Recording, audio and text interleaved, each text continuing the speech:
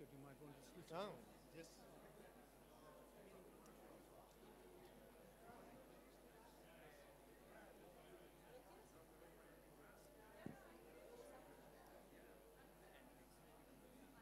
Yep. Este es el mío. Hello.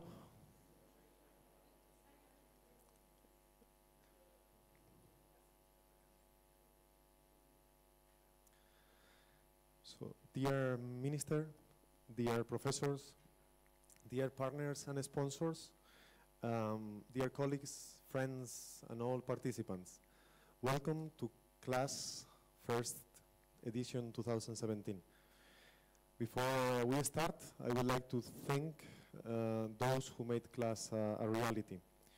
We are heavily in debt with Katharina Franz, Barbara Müller, Andreas Stockhaus, Heike Katharina Mertens, René Gens, and Nadine Stolz, and of course our directors, Professor Lipovsky, Professor Fratzel, and Professor Wilmitzer, who together with all class expert committee members helped us to move this event forward. We needed their backup to give to this project credibility. We are very happy because this project can only bring added value to the institutes and to the region. It will be difficult not to forget some of the names of the people who help during this path.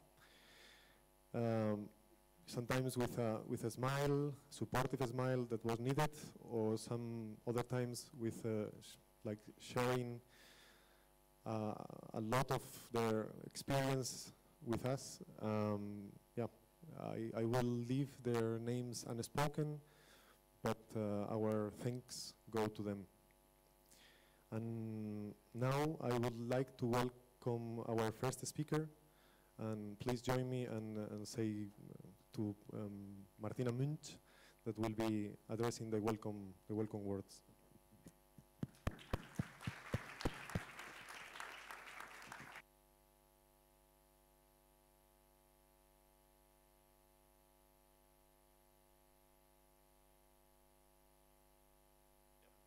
Okay, I hope you can hear me. Dear Professor Ganten, dear Professor Lipovsky and Professor Wilmitzer, dear Ms. Meyer-Brandis, Mr. Schipper and Mr. Krakowski, they are our artists in residence, dear scientists, dear Science Park staff, dear ladies and gentlemen. It is very nice and I'm really delighted to welcome here, since I'm the responsible minister in the state of Brandenburg who is responsible for science and culture. So it's really the two worlds that meet here together. And it is a particularly amazing project that will be introduced to us today in Potsdam. And it further underlines how inspiring the encounters between art and science can be. Quite often, science and art are seen as entirely separate spheres. There is the rational, the unembellished analytical on the one hand, and alienation, aesthetics, and an examination of forms of expression and formats on the other. However, there is much that scientists and artists have in common. To name just a few examples: the often tremendous fascination, motivation, and enthusiasm for what they do. Their creative spirit, that's what really both groups need. Their courage to ask new questions, to think outside the box, and a commitment to advancing society, because society needs new ideas, new forms of cooperation, and new things that you can think only together from different disciplines. The knowledge link through art and science, which is CLASS, the abbreviation project, is about precisely such commonalities, and it furthermore reveals new opportunities for cooperation. Over an extended period of time, researchers in Potsdam and Groningen are opening up their places of work to the participating artists. This gives rise to inspirations and new ideas. The CLASS project creates an appreciation of the differences and commonalities between science and art. I'm very pleased that the Max Planck Institutes of Colloids and Interfaces and the Institute of Molecular Plant Physiology in cooperation with the University of Groningen have developed such a highly innovative and really exciting concept. Both Max Planck Institutes in Potsdam make the most outstanding contributions to basic research. We had a session just 2 hours before in their fields globally, and they are very successful. And they are a key part of the academic landscape of Brandenburg. I extend a warm thank you to the Max Planck Society and the Sharing Foundations for the generous support of the project. And I also thank the municipality of Groningen and the University of Groningen, as well as everyone else who is involved in this very special art and science cooperation. The selected artistic undertakings can be used in Groningen and Potsdam to realize a variety of projects.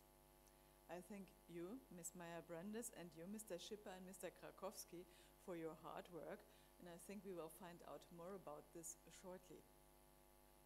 You, dear Mr. Schipper, where is he, by the way? Oh, yes, he's sort of in the background already. And dear Mr. Krakowski, who's Mr.? Oh, okay, well, from Brazil, well, it's quite a long way from Brazil, really. So have ingeniously attempted to bring about a certain form of communication between humans and bacteria using sounds. Sounds very interesting. Ms. Meyer-Brandes focuses on her work with so-called syn-bio-experts. The idea behind class is more than a mere artistic, aesthetic way of looking at things. It seeks to build bridges.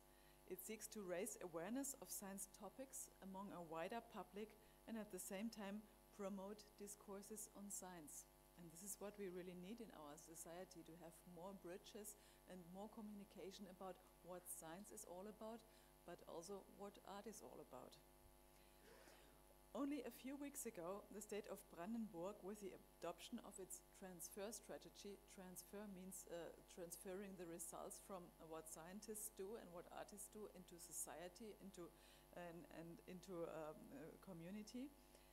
We have placed the challenge of how to achieve even more through science, economics and society at the center of its science policy. This can be about how to better and in a more focused way transfer scientific findings to companies.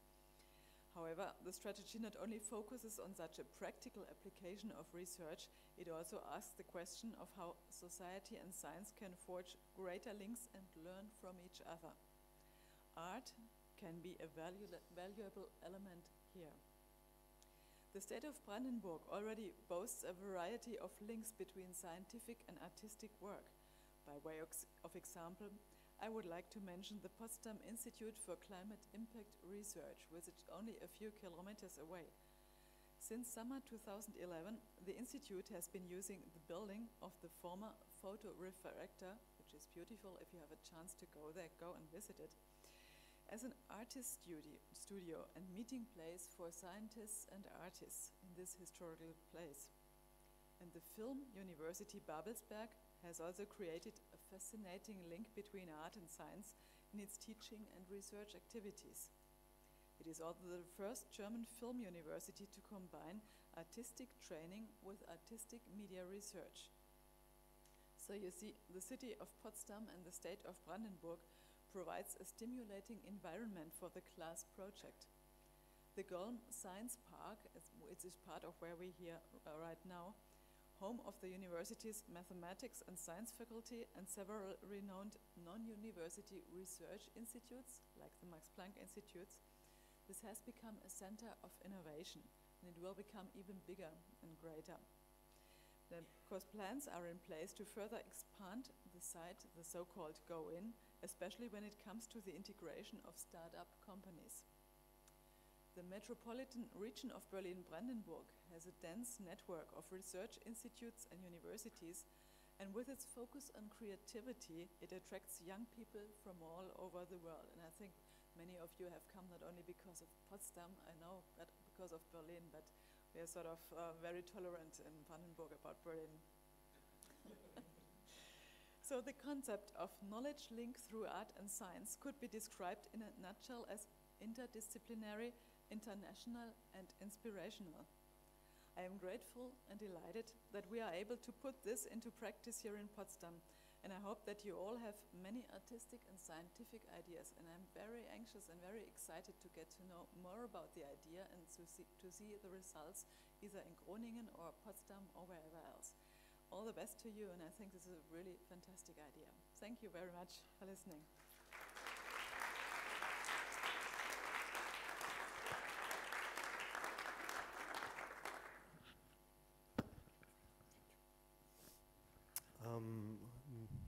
Now, Professor Ganten, who is the director of the World Health Summit, but also professor in the Charité, will be addressing some questions. Thank you. Good evening. I'm just coming out of the annual meeting of the curatorium of the Max Planck Institute together with Minister Münch. And that, of course, was an excellent session and wonderful presentations. The Max Planck Institute is in excellent shape. I can report here to you, collaborators and those coming from outside. But this is the highlight. The Max Planck Institute and science, as Minister Münch has already said, is all about creativity, thinking something which has not been thought before, thinking about the new, and having the courage to endeavor in proving whether it's right or wrong, and whether it has success or not. And science and the arts are actually the same kind of people, the same idea. So thinking about the new and try of bringing the new into the world.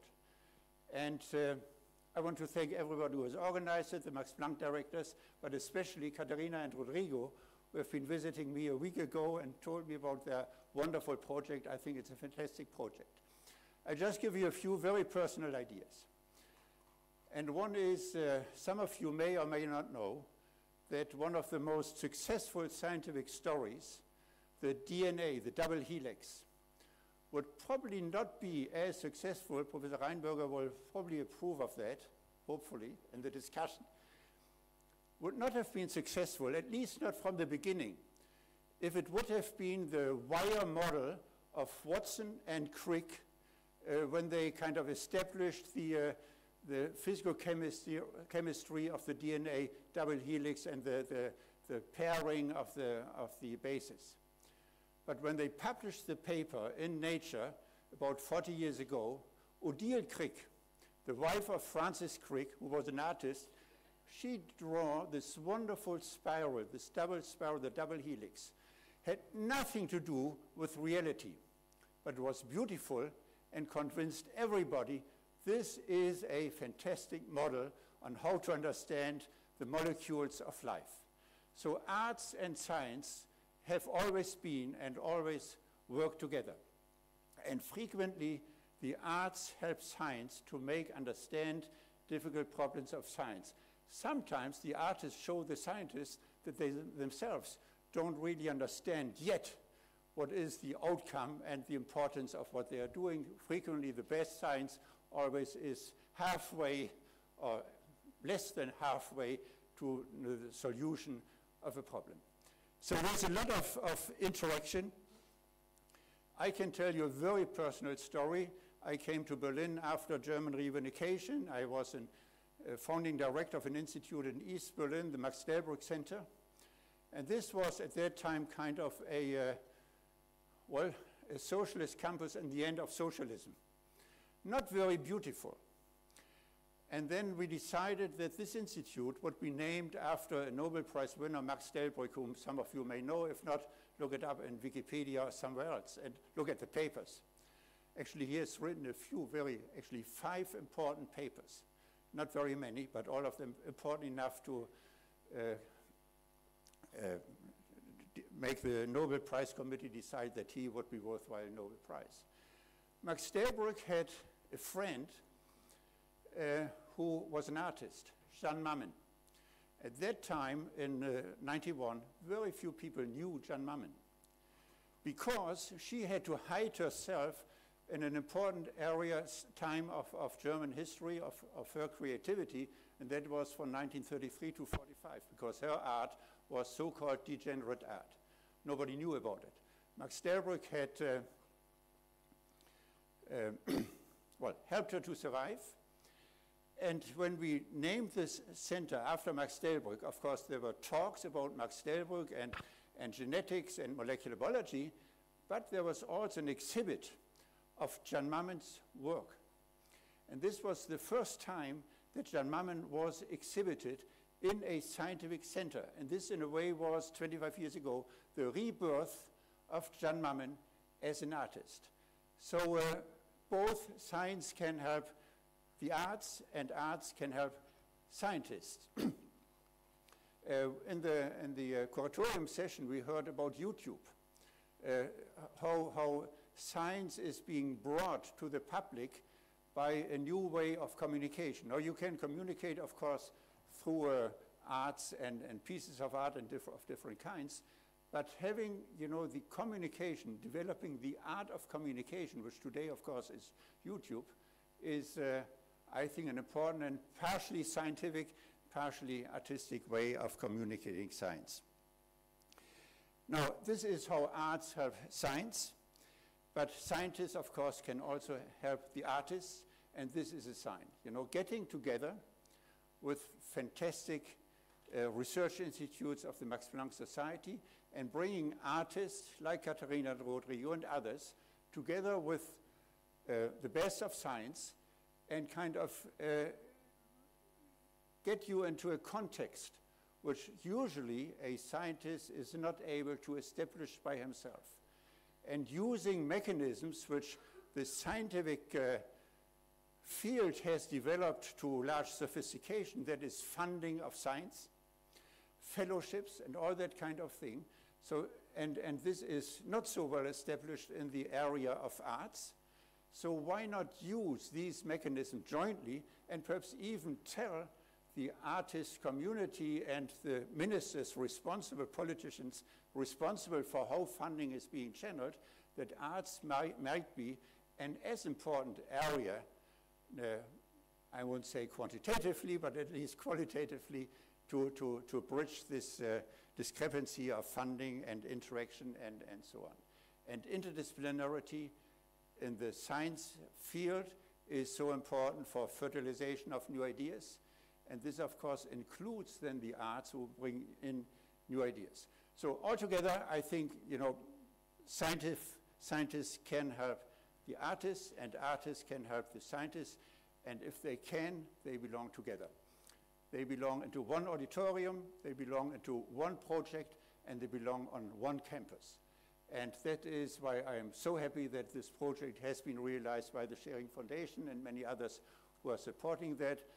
The Max Planck directors support the young artists to get involved here with their scientists, with the groups, and fertilize both directions. And I wish you a very fruitful symposium, good discussions, and new ideas for your future. Thank you very much.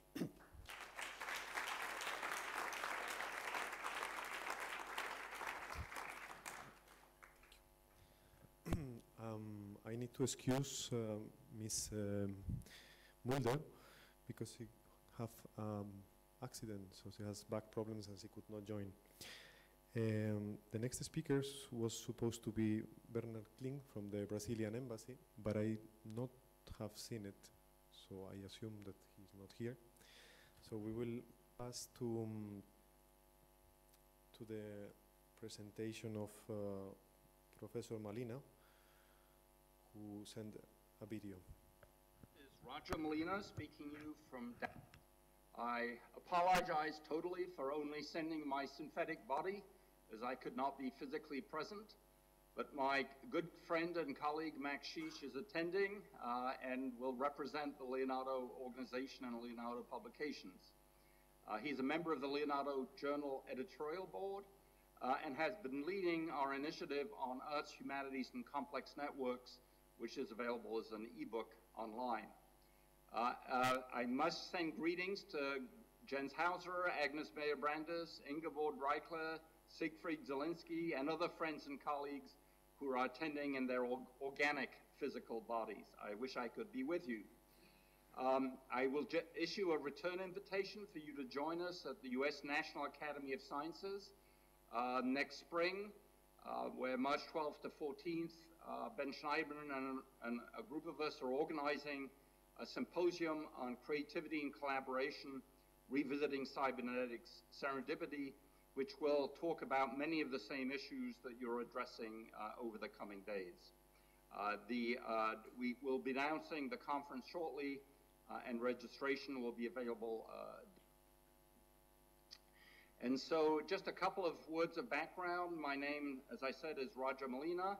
I'm the executive editor of the Leonardo publications at MIT Press, former director of the Astronomical Observatory of Marseille, Provence, but also I was PI in NASA EUVE satellite. I'm currently co-director of the Art Sci Lab here at the University of Texas in Dallas. So I wear multiple hats in these discussions as an astrophysicist trained in physics and optics, as an art science experimental publisher, and as an art science researcher. And I always like to mention that I had a very confused childhood because I was one of the sons of Frank Molina. He was a rocket pioneer in the US, co-founded the NASA Jet Propulsion Lab, and led the team that launched the first object into outer space. But when I knew him as a child, he was painting. And so that's what I thought engineers and scientists did. He was one of the pioneers in kinetic art in Paris in the 1950s. But this discussion that we're having today is not something new, and I don't need to remind you in the audience that Humboldt himself argued that the study of nature was inseparable from the study of the mind in its material, social, and cultural context. And so this discussion today on the links between the art sciences in our current century have very, very long roots in intellectual circles. The creative community of practice that's been publishing in the Leonardo publications for now 50 years is, I like to say, larger than the creative community in Florence or Italy during the Renaissance. We've published over 10, almost 15,000 authors to date. We're 50 years old, and we've been celebrating our 50th anniversary with great pleasure at seeing the foregrounding the issues that you will be addressing. In the US, this discussion sometimes is called the STEM to STEAM movement, and we are all working on evidence that practices that bridge today the arts and sciences and engineering can generate transformational discoveries, cultural practices, and social change based on the new situation that we find ourselves in.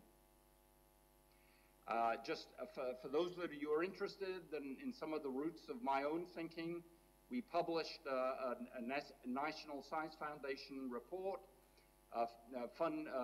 called Steps to an Ecology of Network Knowledge and Innovation, which is available open access online on the MIT Press website.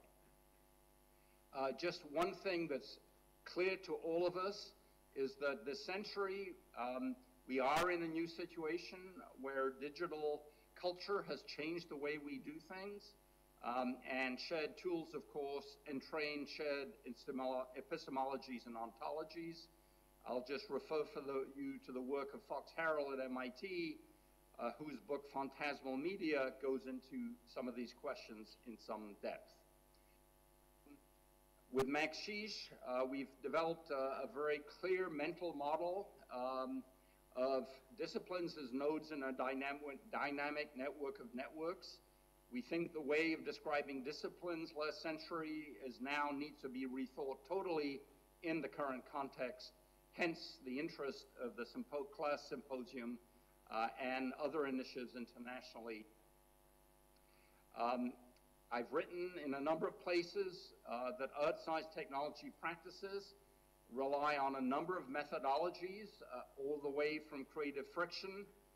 I'm no doubt you'll be having a lot of interesting discussions over a beer during the conference.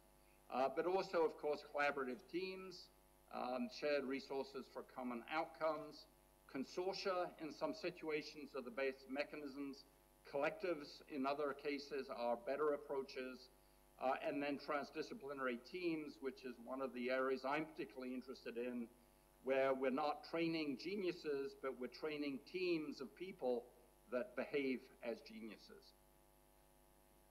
As part of this interest of mine, we've just launched the Arteca platform at MIT Press. It's a multimedia aggregator, and we're trying to invent new ways of publishing in the coming century, in particular focusing on the work of artists, scientists, and engineers working together. Let me just end up with a challenge. So, how do we redesign science itself through the kind of art science approaches that we're talking about? In 2003, over 15 years ago, Helga Novotny called for socially robust science. So how do we redesign science in answer to Helga's challenge? And I understand she is now an advisor to the CLAS consortium. How do we redesign the scientific methods? How do we make, in particular, implicit biases of our methods explicit? Wiener wrote over 70 years ago about the unreasonable effectiveness of mathematics. Certain things have not been understood until we've been able to develop new mathematics. An obvious example is complexity science in the 1990s, which has opened up new ways of understanding complex systems. I would like to argue also that we have an unreasonable effectiveness of instruments. Some things cannot be studied or understood until new instruments have developed. A clear example of that right now is astronomers are really excited this year about the study of gravitational waves. We've had to wait over 100 years since Einstein predicted them to be able to study those phenomena. We still do not have instruments to study dark energy or dark matter. And finally, over the last 10 years, we've seen the appearance of cyber scientists that apply deep learning techniques to study data in particular in ways where the human beings cannot actually follow the reasoning of the cyber scientists, and maybe in the next 20 years, we'll understand better how human beings have biased our understanding of the world and how it functions. And finally, the other agenda in redesigning science is redesigning the social embedding of science, which Helga Novotny emphasized. And it's clear to many of us that the era of the Royal Sciences privileged after World War II is over. The United States and Europe, after the victory of World War II, privileged chemistry, science, physics, computer science, in my case, space activities, as a way not only of understanding the world, but keeping World War III from happening. So which sciences will be privileged over the next 50 years by funding agencies and more broadly by society? And clearly, as this event that you're going to be participating in, synthetic biology, but also ecology, the environment, genetics, and energy will no doubt be privileged more than certain sciences that have been privileged over the last 70 years. I think an open question is how the burgeoning citizen science movement might lead to professional amateurs as a major contributor to scientific research. So again, I apologize for not being with you physically, and I look forward to listening to streaming and the discussions that you're. So that's why an astrophysicist working in the south of France moved to Dallas to start an art science lab. What I'm finding is art science research is much more difficult than astrophysics. Thank you for your attention and have a good conference.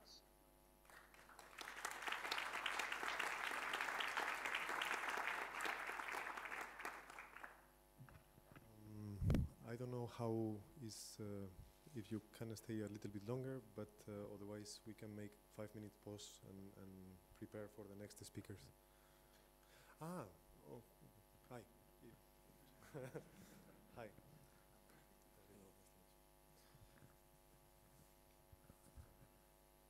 Yes, okay. Good afternoon. Miss Martina Münch, Mr. Detlef Ganten, Miss Helen Nulde and Mr. Roger Nalina. Unfortunately, my colleague Roberto Avelar could not be here today, so I will have the honor of taking part in the opening remarks in his stead in this remarkable institution. Although I think he would feel very comfortable with this topic, being also a man of science, a physicist, I am happy to be here sharing the stage and addressing such a diversified crowd of creative minds. Those are, I believe, key words today: creativity and diversity.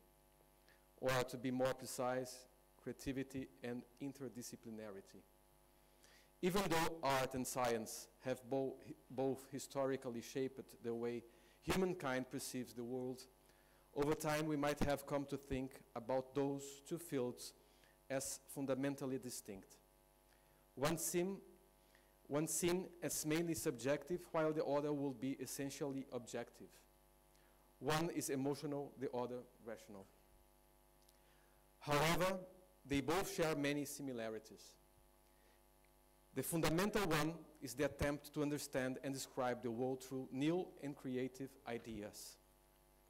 And most, if not all, of our contemporary challenges have to be addressed through a creative and transdisciplinary approach. The complexity of the main issues we face demand in every field creative thinking and the integration of different perceptions. That's not different for my field, diplomacy. The range of topics dealt with today in diplomacy has evolved to embrace the growing complexity of our times: innovation, information, biodiversity, environmental challenges, just to name a few. That is why I think programs that explore and stimulate collaboration in different fields, such as the Artist in Residence KLAS, Knowledge Linked Through Art and Science, are so relevant and timely. The links between synthetic biology and artistic research, or the convergence between arts and science, to put it more broadly, stimulates collaborations that could shine new light into understanding our world. To explore the interactions and intersections of those fields will certainly lead to meaningful contributions. Therefore, I would like to congratulate KLAS and the Max Planck Society for organizing this interesting workshop. My sincere compliments to all its participants, and a particular warm greeting to the Brazilian artists selected for this residence, Otávio Schipper and Sérgio Krakowski. Thank you.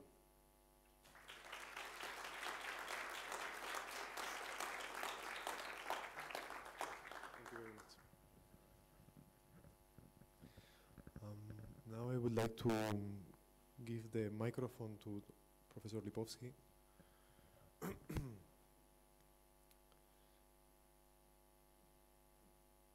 That will be talking about biomimetic systems and synthetic cells. Yeah, thank you. So first let me welcome on behalf of our institute. So this is our institute, Max Planck Institute of Colloids and Interfaces. And well, what I'm going to talk about in the next couple of minutes is actually the scientific topic of this class activity, which is synthetic biology. And I will talk about it from the viewpoint of physics and chemistry. And in fact, the title of my talk is From Biomimetic Systems to Synthetic Cells. And that's because we have a long ongoing, or had a long ongoing research school, a so-called International Max Planck Research School on Biomimetic Systems.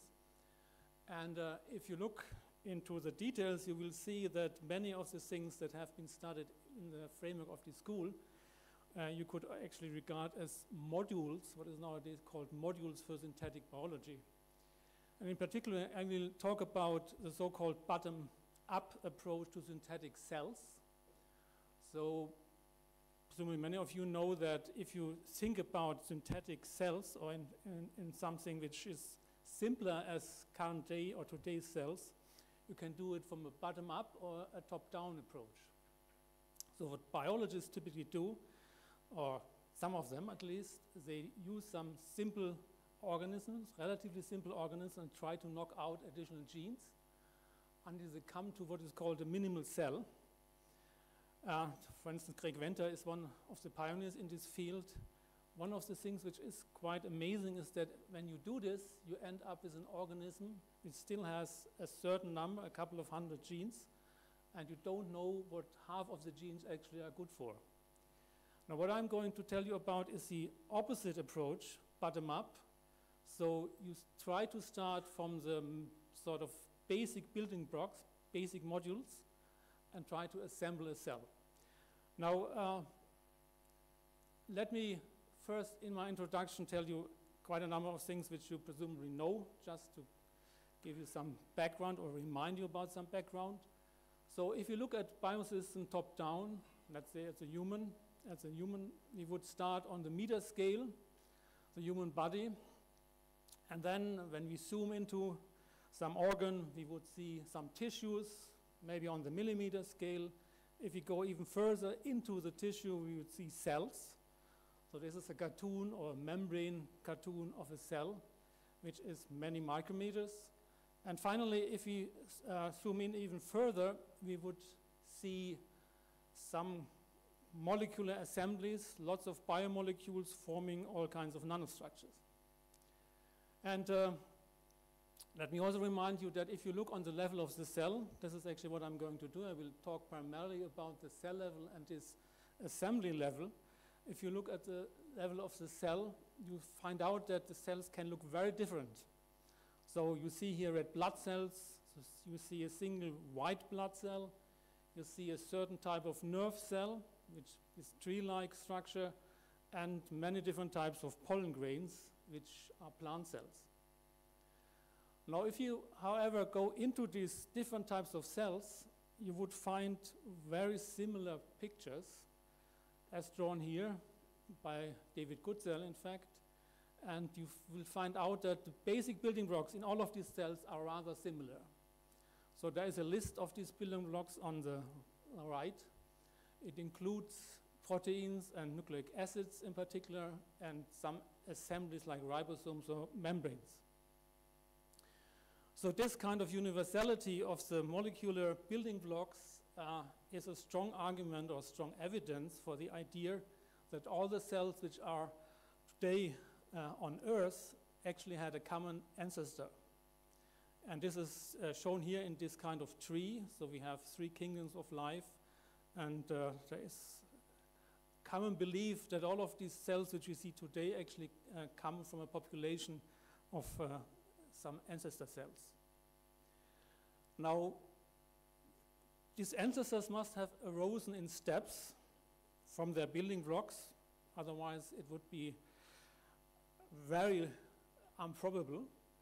And so this is the idea that you now had a situation where these first cells were actually built up in a bottom-up manner.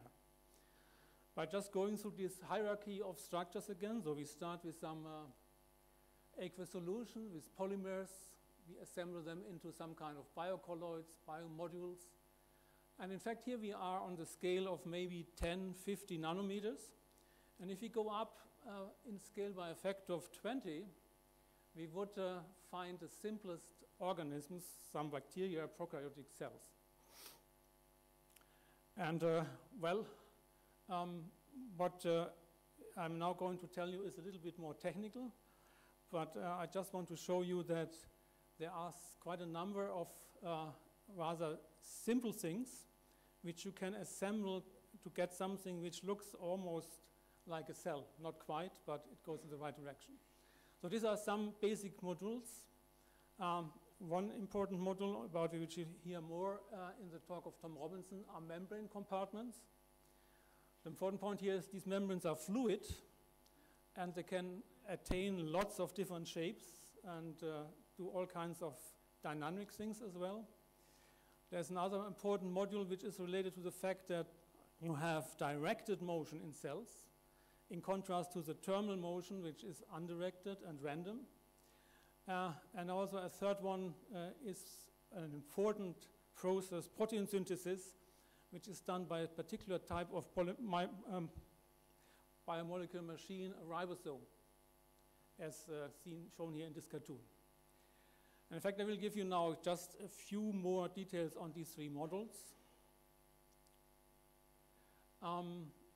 Here you see some examples for this polymorphism of membrane compartments.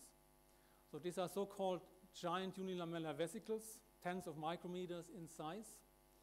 And what you see here, so this is in the beginning a spherical vesicle, but what you see here are different responses of this vesicle to different types of signals, if you like. This is a response to polymer adsorption, lots of tubes. This is a response to certain type of lipid interactions, phase separation within the membrane. These are buds which form from the vesicle. This is a vesicle which is deformed rather strongly by adhering droplets. And well, the second module, biomolecular machines, there are lots of them. Actually, every motion in the cell has its motor. And here are just some examples. So these are stepping motors which walk in a directed manner on a filament. They make steps of the order of 8 nanometers in size, very small steps. But they do a lot of them, and they are able in teams to actually transport large organelles and large cargo through cells, in particular through axons. This is an actin filament, which is a kind of a active rod that grows and shrinks. And here we have again a cartoon of the ribosome. And at this point, I also want to make one additional remark, which is a bit about details, but it's important from the point of view that I'm talking about. So if you have, this is something you now learn at school, I think. You learn that the ribosome translates the messenger RNA or the codons of the messenger RNA into amino acids. It is helped by transfer RNA molecules. And in fact, there are more transfer RNA molecules than amino acids. In this particular case, this is E. coli, a certain type of bacteria. You have 43 tRNA molecules, so these are shown here. And you have 61 codons, which are translated into amino acids. And what you see here in this kind of color plot is you see that most of the RNAs, if you look at a certain codon, are actually non-cognate, which means the ribosome wants to translate a certain codon. It sits there, and the first interaction it gets is with these purple ones. The purple ones are always a large majority. And what it has to do, it has to wait until one of these green ones actually arrives, because this is the cognate one, which carries a correct amino acid. There are also yellow ones, near cognate ones, so if they are built into the growing peptide chain, you have an error. You have a wrong amino acid incorporated. So if you look at this, you may wonder, in particular if you're an engineer, how come? I mean, how could somebody design such a strange mapping between the codons and the tRNA? And this is just a result of evolution. And this is one of the things which we can hardly mimic or hardly do on short time scales. Now, I've now told you about 3 sort of basic modules. And the next step would be to integrate them into something which is larger and which resembles a cell. Now, there are quite a number of attempts at this direction, and also quite a number of ideas which haven't been really realized so far. But at the end, I want to show you about one attempt one approach which has been quite successful. This is sequential bottom-up assembly. It's actually the collaboration of 4 Max Planck Institutes within the so-called Maxim Bio Consortium. And to summarize it in a few words, what you see here is you see microfluidic droplets, so-called emulsion droplets, water and oil droplets, and you are able to assemble GUVs within these droplets. Now, why do we want to do that? The reason is that usually the vesicles are rather fragile. So if you want to put something into the vesicle, it is rupturing, it breaks. But these droplets act as stabilizers. And then once you have these GUVs in the droplets, you can load them with additional molecules by a certain method called pico-injection. That's what you see here. So this is a microfluidic track. This is one of these droplets, which contains one of the GUVs. And here you have a certain device which allows you to insert a certain amount of molecules into these GUVs. And you can even release them. So after you have loaded them with all kinds of molecules, you can release them into a normal aqueous solution. So let me finish with some perspective and challenges. So what I just showed you has some obvious extensions. So what has been achieved is to put, for instance, ATP synthase into the GUVs, into the droplet stabilized GUVs, which means you have some energy in the GUVs. You could put filaments, you could put motors, and so on and so forth. Now, of course, this is not so simple, and there are many small details which make things difficult. One is the importance of ionic conditions. So you may know that biochemists study typically one particular molecular system. There are groups that study primarily ribosomes. There are groups that study primarily actin filaments. They actually spend almost their life on these studies. And they, at the end, they get some kind of an optimized assay, very certain ionic conditions. Now, what you want to do now is to want to put it all together, to combine it, and of course, some optimized conditions will not be optimized for other things. So you might have unwanted interactions or unwanted complexes, and well, there might also be all kinds of alternative assembly pathways you don't get what you want to get. And one other challenge, which is rather general, is that, of course, the biological systems we nowadays find in nature have a long evolution, a long biological evolution via selection. And this means there were lots of failures. We don't see the failures, we only see what survived or was selected.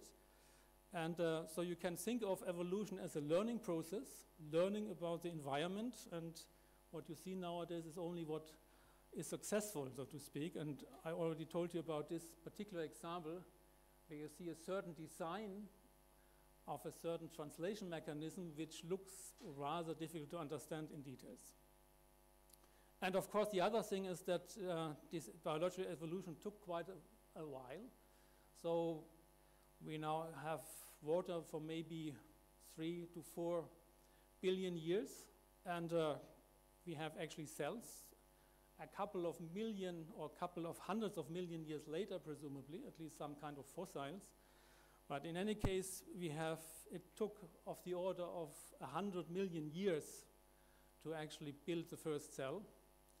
And now the question now is obviously how long will it take to build the first synthetic cells? And well, you could also rephrase it and say, I mean, how strongly can you accelerate evolution from 10 to the 8 to, let's say, 10 to the 2 years or something like that? And so at the end, at the very end, I will give you an outlook at the evolution of synthetic cells. This is what you will see in the next century, maybe. And well, this is of course not, oh, it's gone. The catch point is gone, that's bad. So you see here the evolutionary path in the future. And then you also see that various types of synthetic cells arise. Some of them are even triangular. Okay, so that's what I wanted to tell you, and thank you for your attention.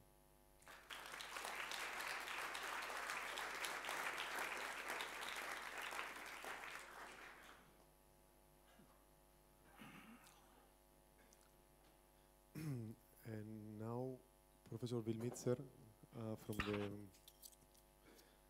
neighboring institute will be addressing a few remarks.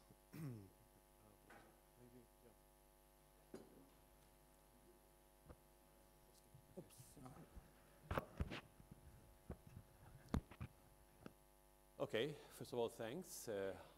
I'm also happy to be here to look at so many young people and so many faces I have not seen before. So I guess that most of you are artists. Yeah, true? Okay, let's assume so. So when I was approached whether or not I support or we support this activity, I immediately said yes. And why did I say yes? Because I think that it's interesting, it's novel.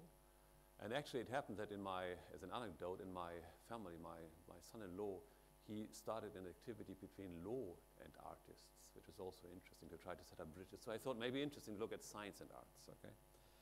Now, when you think about science and arts, what obviously is a commonality, and that has been stressed by others, is curiosity, and that you want to make something new, and that you are, as said, trying to be innovative and to also try to destroy borders, to try to destroy rules, because you identify novel rules. So that's clear, that's very, very similar.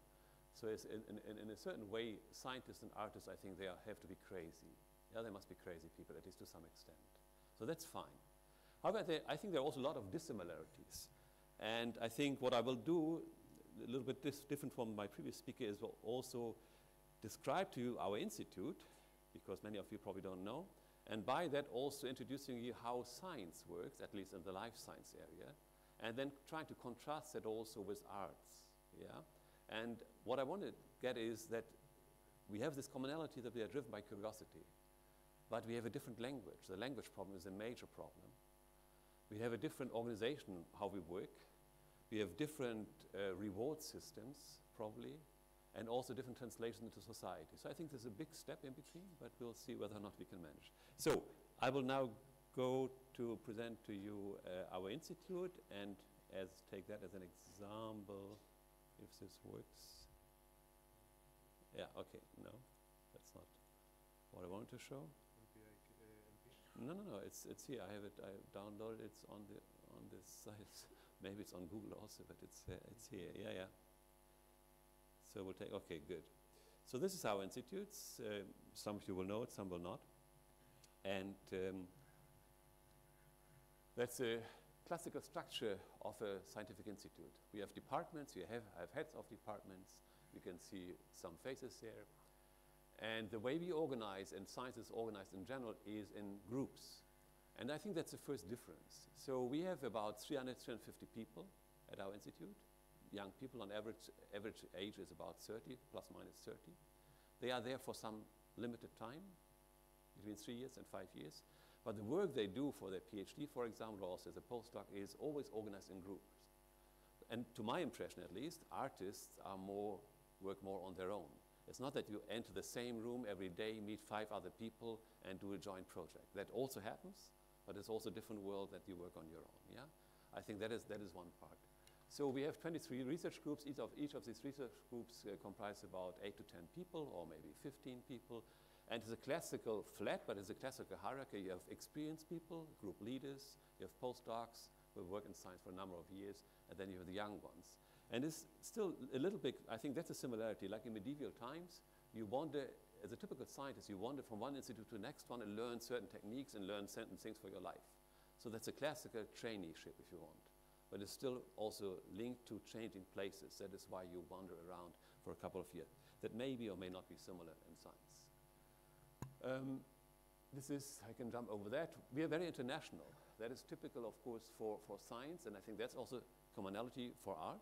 Art is international. I think this is also reflected here. There's people from Brazil, from Groningen, and so on. In our institute, we have people from about 40 different countries. You see that they are represented from different places. We have English as the official institute language. That's an obvious, that's a no-brainer. So internationality, when you meet people in science, you go from one place to another one, you can immediately start to talk to them. I think that's also true for art. Yeah, I think that's, again, that's a commonality, okay? What do we do? Let me now come a little bit to what kind of research we are doing at our institute. As my previous speaker said, he's trying, or they are trying to develop biology bottom up, yeah, from a single molecular component of a system, trying to reconstitute the cell as a far-fetched goal. We'll hear more about that. We are doing the other way around, largely, except with some exceptions. That is, we look at plants and as an intact organism, and we try to understand how it works. And how do we do that? So we are specifically interested in how plants interact with the environment, how they take up molecules, how they synthesize them, how they transport them, and so on. So we look at the organism in its normal or also in an artificial environment. And we use a number of different disciplines, which are indicated here, genetics, physiology, biochemistry. So it's a multidisciplinary approach, but it's not a transdisciplinary approach. We largely stay within our disciplines, that is biology, chemistry, physics, mathematics, computer sciences, yeah? Arts, as a rule, is not an inherent approach we use every day, but that's, of course, one of the things to see here. Let me go a little bit into our research strategy. So how do we try to understand how plants, let's say, take up minerals from the soil, how plants take up carbon dioxide from the air, how plants take up water and transport? We use a typical approach, and that is you disturb the system. That is a general approach in science, in physics, not so much in chemistry, but in physics, but also for sure in biology and the life sciences. If you want to understand a system, what you do is you disturb the system. And what does it mean, disturbing the system? That means, for example, that you take a plant and you put it, for example, to a high temperature, to 30 degrees. And then the plant, as you know, plants cannot run away. When it becomes too hot, then we just change places, or we take out our clothes. Plants cannot do that. They have to stay where they are. So what they do is they do an internal adjustment. They adjust their internal molecules in order to keep or to cope better with this challenge of high temperature, or let's say too little water or too much salt, and so on and so on. Yeah? Plants are the best, probably one of the best chemists in the world. They just change their biochemical makeup, their biochemical composition when they are put under different conditions. And you see, I mean, a plant has to survive. A tree, for example, has to stay at the same place, whether it's minus 20 degrees or plus 30. He cannot change. He just can lose his leaves, but that's about it, the maximum he can do. So that is what we do. We disturb plants by artificially introducing changes in the environment, and then we look at the response, it is a top-down approach on various molecular levels. I will not go into the detail, but on the genetic information, on the protein, on metabolites, and so on and so on. And we get many thousands or 10,000 of data points, what we call data points. And they characterize a certain molecular entity of a given biological system of a plant at a certain time as in response to the disturbance you've introduced, yeah? So and then we have lots of these data, and that is why mathematics and computational sciences become more and more important in life sciences. So first you have to store this data in a meaningful way that you can do something with it, and then you have to try to get knowledge out of the data, because data itself or themselves don't tell you anything. You have to try to interpret the data, to learn to extract knowledge from the data. And for that, we have more and more mathematicians and bioinformaticians now in our institute, because we as a chemists or biologists, we believe that they will tell us what the system does. Maybe not, maybe yes, we will see. So as said, it is not a synthetic approach we're using, but rather it's a top-down. We try to disentangle, we try to deconvolute the system down to the molecular entities, but starting from the intact system, yeah? So just, this is a more simplified way. So the plant, we are interested in plant growth. So this is a plant, as you see, it doesn't need much, as you know. It needs light, carbon dioxide, water, and some nutrients, phosphate, nitrate, and so on. And the rest is done by biochemistry, by metabolism. It starts to grow and also makes a couple of different metabolites. Now, so that was, I tried to touch briefly on the organization. So we are always organized in groups, and these groups are constant for a couple of years, 2 or 3, 4 years, and then they change their composition. It's classical knowledge transfer from the more experienced to the less experienced people. And I also touched on the science we're trying to do. It's a top-down approach. We disturb the system. We try to then deconvolute the response of the system on molecular entities. Now let me come to the reward system. The reward system is a publication. So the reward system is that some things are published in Science. Science is a very highly respected journal. You may know about it. And when a student or a postdoc has a publication in Science, and he or she is very, very happy, because this is a kind of a nice thing for a scientist to have a great publication. So the reward system is a publication. And this is also actually the major currency which allows you to develop your career. So you work, you publish, that's a reward system, the publication, and then this is also immediately also a currency. It's a currency when you apply for a new position, for a new job, then the currency is a publication. So let me come to the currency and to the career developments. We have a lot of young people, and that's another part in science that we have also to try to train. It's a kind of a moral obligation, I would even say, to train the young people, the next generation, to become good scientists, so that they hopefully will help develop the society and science further in the future. So we do that a lot. We have a couple of professors which come from our institute, like also from the neighboring institute. Over the last years, we train people for industry or also just for other postdocs. Now, let me come to the final step. What is the translation for society of science? The translation for society is increased knowledge. Knowledge is something which in our culture is highly respected. So increasing knowledge is a major translation into society. Then you also hope that it will help improve society. And the final thing is, of course, that you try to translate that via companies, where you're also active in spinning out companies, and some of them are just shown over here. Okay, I think with that I will stop now. I hope that I try to make clear what is the similarity between arts and science, and that is clearly is it curiosity, your innovation, your excitement about new things, breaking barriers, but there are also many dissimilarities. It starts with the language. It goes on with the organization, I believe. It starts with the reward system and also career system. But anyhow, we will discuss it here, I guess. So thanks a lot for your attention. Thank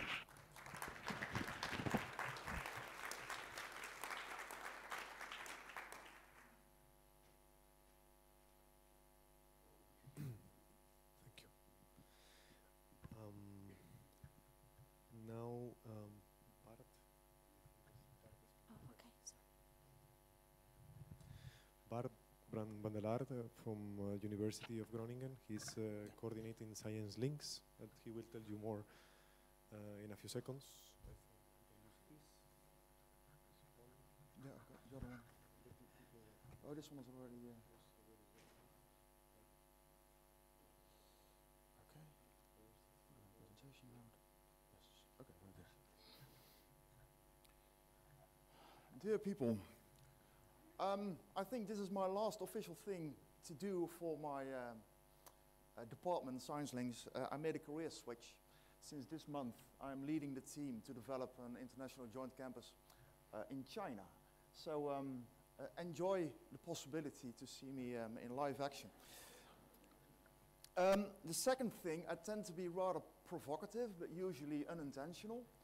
I took the trouble to drive like more than 6 hours through pouring rain yesterday. That I really mean well. Yeah?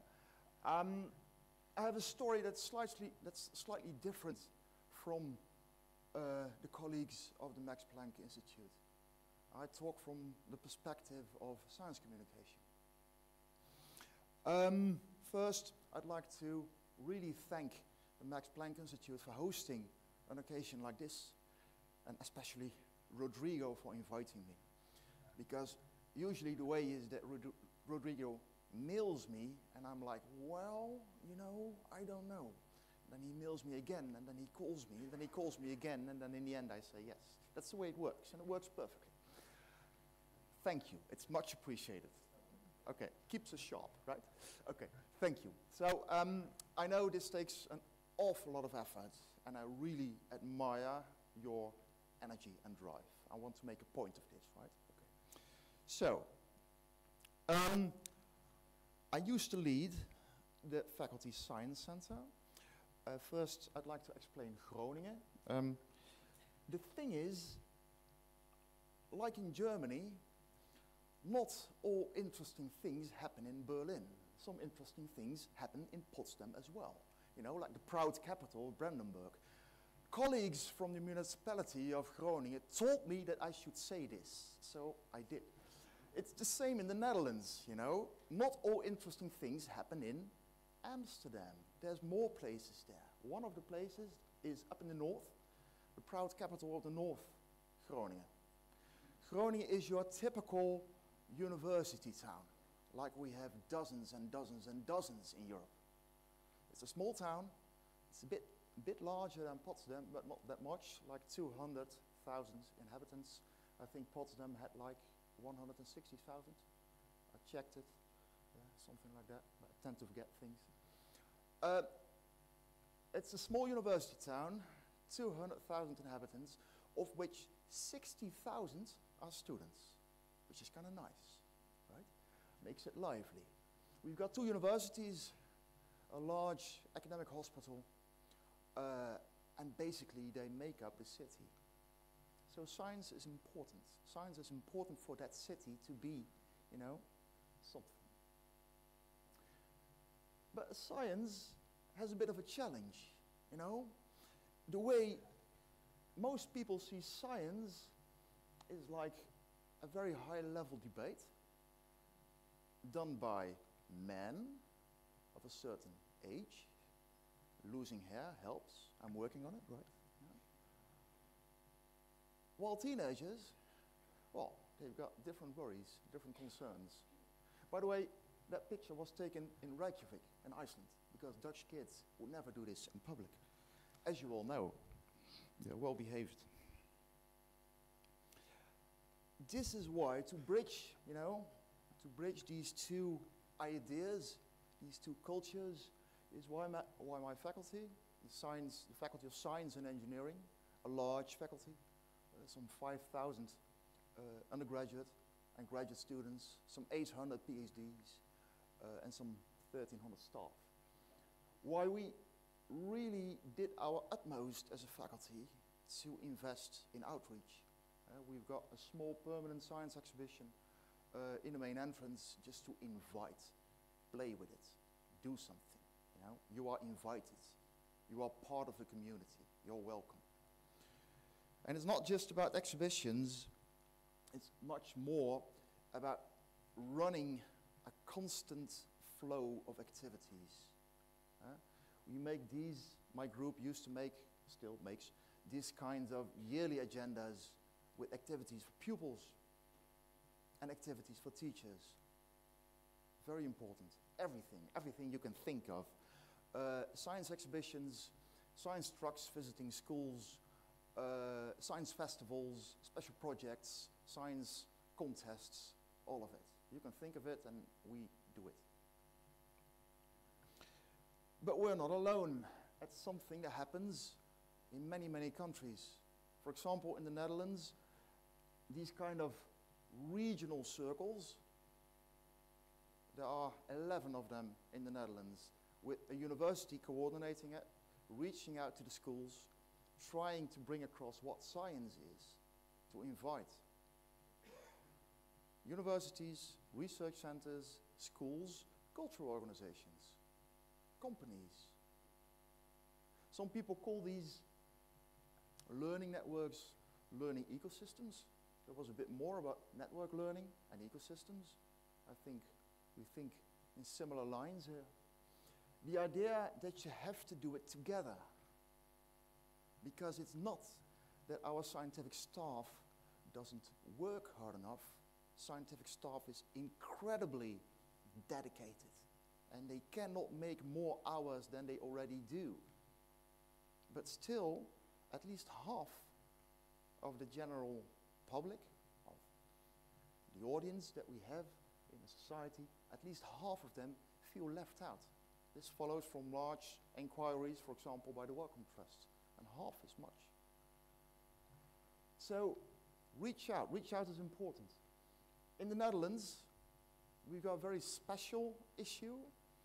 We have very high quality research, very high quality education, but our youngsters really do not like to study STEM studies, science, technology, engineering, and math.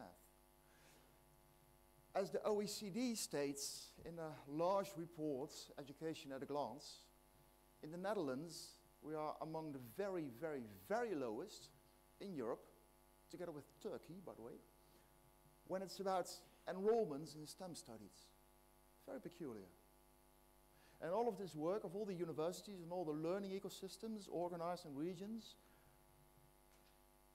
have given some result. For example, over the last, 10 to 15 years, the number, this should work, yes, the number of enrollments in STEM studies has risen. WO stands for scientific education, universities, while, find the right, yeah, HBO stands for Universities of Applied Sciences. The number has risen incredibly. And that means, for example, for my faculty, that we almost tripled our enrollments. But still, Netherlands as a country are among the lowest in Europe, still, when you look at the latest report by the OECD Education at a Glance, and it was published 2 months ago. So there's still work to do. To reach out from the science community and to engage people is a thing that's, we have to address. So when you reach out, what is the image that you want to bring across? Last year, one of our professors, Ben Vieringa, he won the Nobel Prize together with 2 other colleagues. Fantastic. And Ben is a really nice guy, so we put him on the website, of course. That's what you do when you win a Nobel Prize.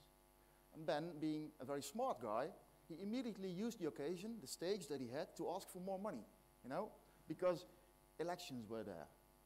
He was invited in talk shows, and there he explained that what he got from our university was a special parking place for his bicycle. That's the Dutch way.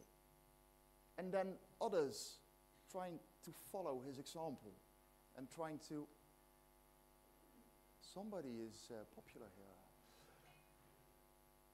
Then others tried to follow, that kind of publicity. One of the local newspapers published an overview of all Dutch Nobel Prize winners. But then, what does this picture communicate?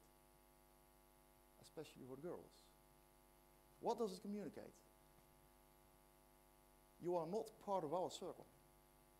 Science is for men of a certain age. Remember the cartoon that I showed you just a couple of minutes ago. So this image that you want to bring across is, crucial. And can we change this image of science to make it more inviting, for example, for girls?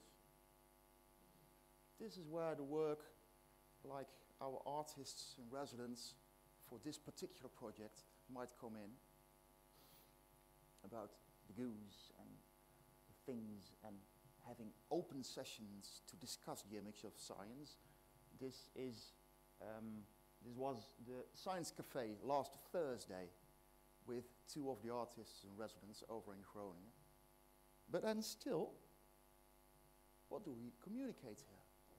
Because no matter how provocative or intelligent or funny the ideas of our artists are, when you tempt young talents to enroll for STEM studies, they still have to do Calculus 1, Calculus 2, mechanics, quantum mechanics.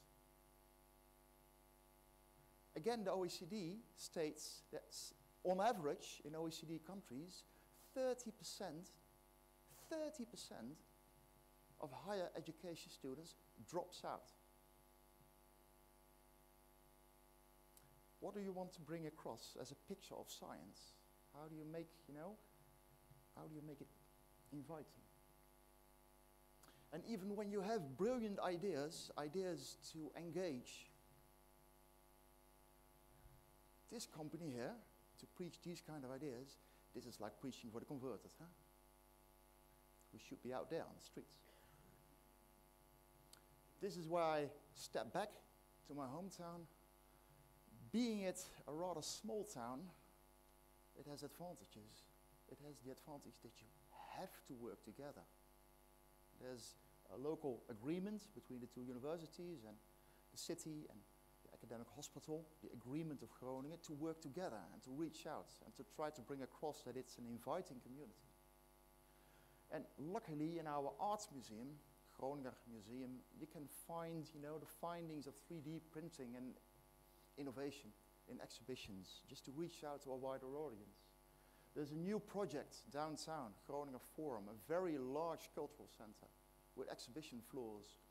For my faculty, we are trying to explore, I say this very silently because you never know what way it will develop, to develop a large exhibition to be hosted by the Groninger Forum about the work of Ben Vieringa, nanoscience. And I hope I can include some arts and science work as well. That would be, provocative, would be interesting. And then of course, because next to the parking spot for his bike, he will get a building as well. This is our campus, hopefully, how it will look in a couple of years.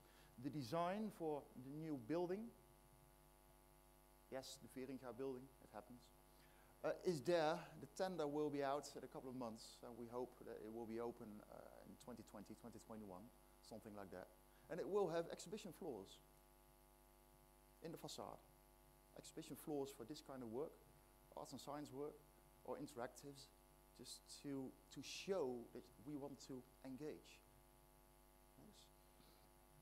So basically, as they say about war, war is too important to be left to the generals. This is what I like to say about science. Science is too important to be left to the scientists. Thank you.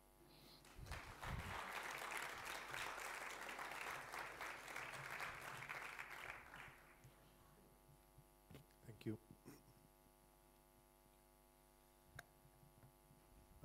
Now it is my pleasure to introduce Katerina, who has been together running this from the very beginning.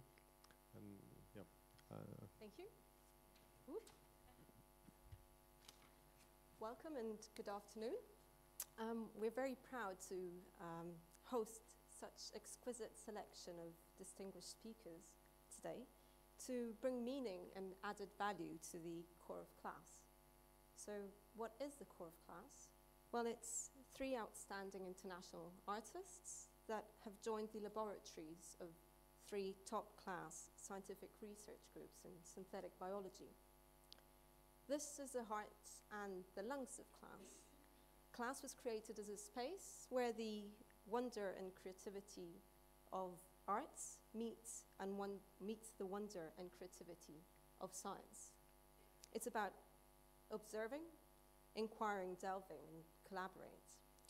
So a special thank you goes to our artists here, Agnes, Sergio, who's unfortunately not here with us today, and Ottavio, and of course our scientists, Alex, Tom, Aaron, and Charlie.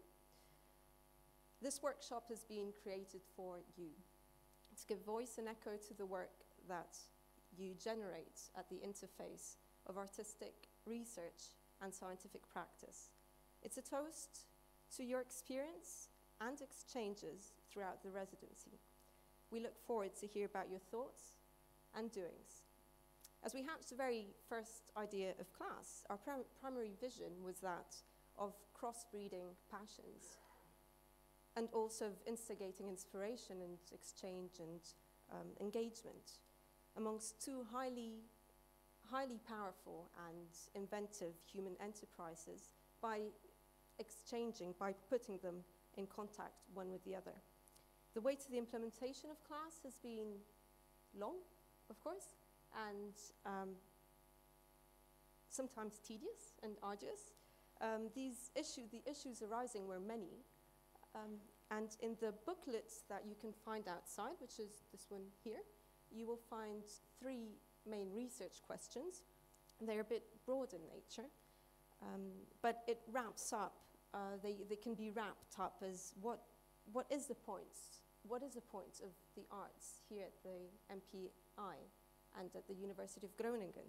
In other words, what's the point of arts in a scientific institution? Well, throughout the rest of today and tomorrow afternoon, the panel discussions, as well as the poster presentations that you can see out here, they will materialize the far-reaching implications of bringing together artists and scientists. Among these issues are some that have also been mentioned already, like scientific communication generally, or the feedback loop between science, policy making, and society, or even industry for that matter.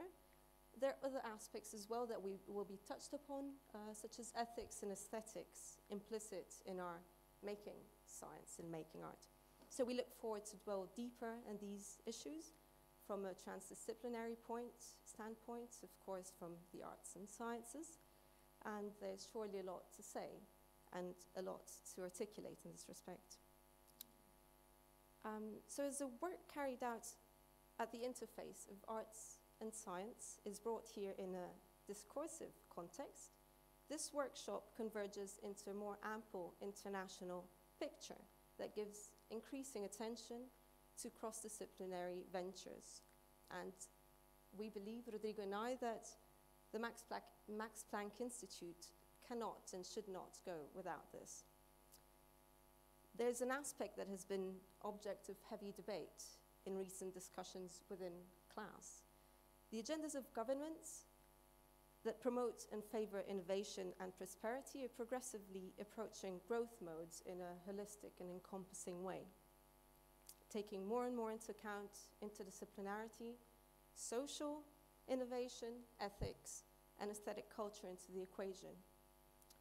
And this, hopefully, is to achieve a more sustainable society and socially robust knowledge, as Malina told us earlier. So cultivating participatory approaches and engagements seem like an interesting way to go.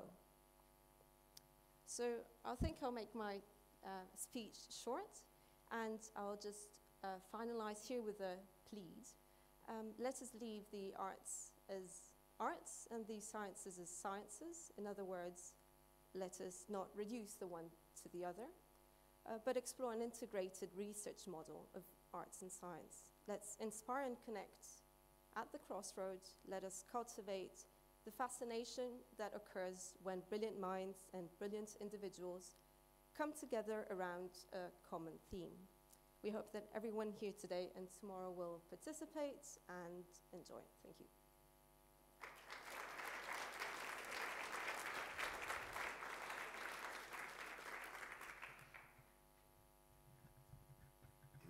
And now, Pablo will moderate the next round of talks, in which a few people will be participating individually, and then we'll join in together a discussion table. So if Tom, Aaron, Charles will, you will talk first. The idea is that everyone will.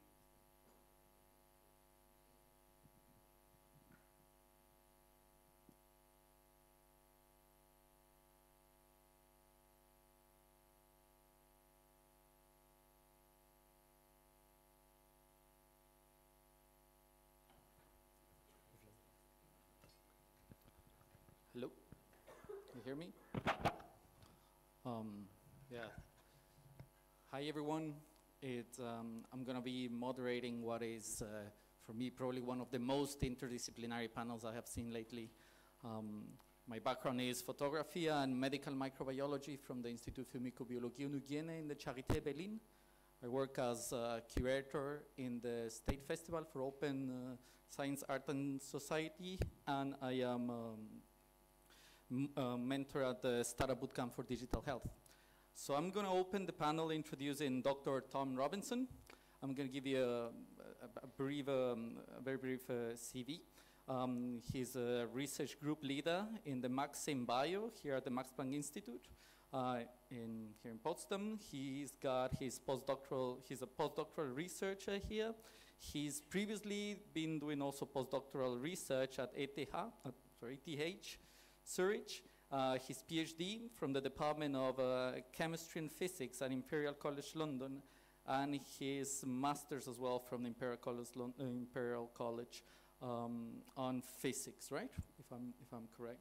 So, building up on the scientific lecture that we saw at the very beginning, he works in bottom up. So you're probably going to tell us a bit more about bottom up, which is an approach where non-living components such as lipids or proteins are assembled in such a way as to try and mimic the structure and function of living cells.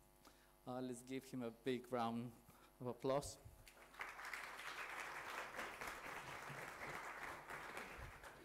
So, thank you very much for that warm introduction, and also thanks to the organizers for allowing me to talk and for asking me to participate as well a year and a half ago. So I want to just give you a short 5-minute introduction to the field that I work in, and also my lab as well, and a little bit about what we're doing. So basically it is the bottom-up approach to synthetic biology. So in a very kind of like simplistic motivation here, we ultimately want to understand the biological cell. And if all of you remember this very, very basic cartoon from school, this is how we can, at least most of us, know the biological cell. But actually, in reality, cells are extremely complicated. So this is an actual microscopy image of a cell where various components are labeled, and this is a fluorescence microscopy image. And this looks very complicated, but actually this is just a fraction of the structure that exists within these cells. And moreover, the actual cellular functions that the cell has to perform are governed by extremely complicated metabolic pathways. So there's a lot of complexity to cells, and this is actually even a simplistic representation of what actually happens. So in order to try and understand this, the bottom-up approach really turns to this famous quote by Richard Feynman. So what I cannot create, I do not understand. So how do we use this to understand these biological systems better? So we try and look at this complicated cell, and then what we try and ask is, what are the minimal components that are required for the cell to still function? And once we answer that question, then we get to this idea of a minimal cell. So there's many different applications and uses for minimal cells, and maybe we get onto more discussions of that later. But ultimately, for this context, we use these minimal systems to try and better understand the complex natural biological cells. So how do we do this? Well, Professor Lipovsky already told us a little bit about the two different approaches. So I want to compare these two approaches now, the top-down approach and also the bottom-up approach. So the top-down approach takes the cell and tries to reduce the genome down to a minimum set of genes or proteins. And the idea here is that you try and reduce the genome to a minimum point, but the cell can still function. And there's also what Lipovsky mentioned was the work by Craig Venter in California. And the latest results from his lab along these kind of directions is that they've identified an organism which has 473 genes which can still proliferate, so it can still divide.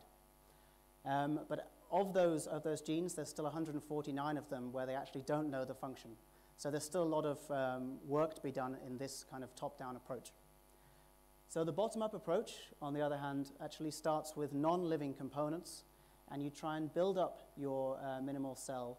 And the idea in this approach is that you're trying to work towards reproducing these or reconstructing the cellular functions that we see in nature. So this is obviously not just me doing this, and obviously it's these kind of efforts all around the world. But I wanted to highlight the consortium which I'm a part of, which is this MaxInBio. And this is the Max Planck Research Network in Synthetic Biology. And basically, it's a group of 12 different research groups across 9 Max Planck institutes. And there are 4 junior groups within the network, and I'm one of them. And there's also one ethics group as well. And basically, it's a collaborative effort to try and use this bottom-up approach to reach this goal of a minimal cell. But if we want to try and identify what is a minimal cell from this bottom-up approach, then we have to start asking questions like, what is life? So what kind of cellular functions can we identify and kind of reconstruct? So it's not really a philosophical question. This is literally, what are these cellular processes that we identify as life here on Earth? So of course, it's a very difficult question because there's lots of different categories and also lots of different creatures that we see on Earth. But we can try and identify some key elements which we can identify as being essential for cellular life. And I won't go into the details of them, but one particular one which my group focuses on is compartmentalization. So what does this mean? Well, basically, the simplest way to describe it is you either don't have a cell and then you do have a cell. So that's basically a compartment. And the idea on the left here is that you have a cartoon of a real cell, and on the right here we have so-called artificial cell, which we're aiming for. And how do we do this? So we use these things called lipid vesicles, which are kind of membrane-bound spheres which exist in an aqueous water environment, and they're made up of individual lipids which make up this lipid bilayer. And actually, we don't just have a cartoon of them, we can actually image them as well with fluorescence microscopy. So just these lipids alone can create these beautiful structures and kind of start to resemble cells, if you like, or very kind of primitive cells. So what are the future aims with this project? Well, the idea is that you start off with a very simple lipid vesicle with a simple membrane, and you gradually build up complexity over time. And the idea is that if we can start by building up these steps slowly over time, we might be able to get to a point where this artificial cell can begin to mimic some of the things that we see in nature. And ideally, we would like this thing to kind of proliferate, divide, take up energy, etc. But you should know we're not there yet, obviously. So what is my lab doing? So basically, we're looking at one particular aspect of eukaryotic cells, which separates them from prokaryotic cells, namely that nature has evolved so that they can have not only a membrane which separates them from the outside environment, which defines them as a cell, but also many of the organelles within the eukaryotic cell are themselves surrounded by a membrane. So you have these essentially compartments within compartments. And that's what we're focusing on doing. So we want to try and take these individual molecules, these non-living components, and we want to use this bottom-up approach to construct this minimal cell with these multiple compartments.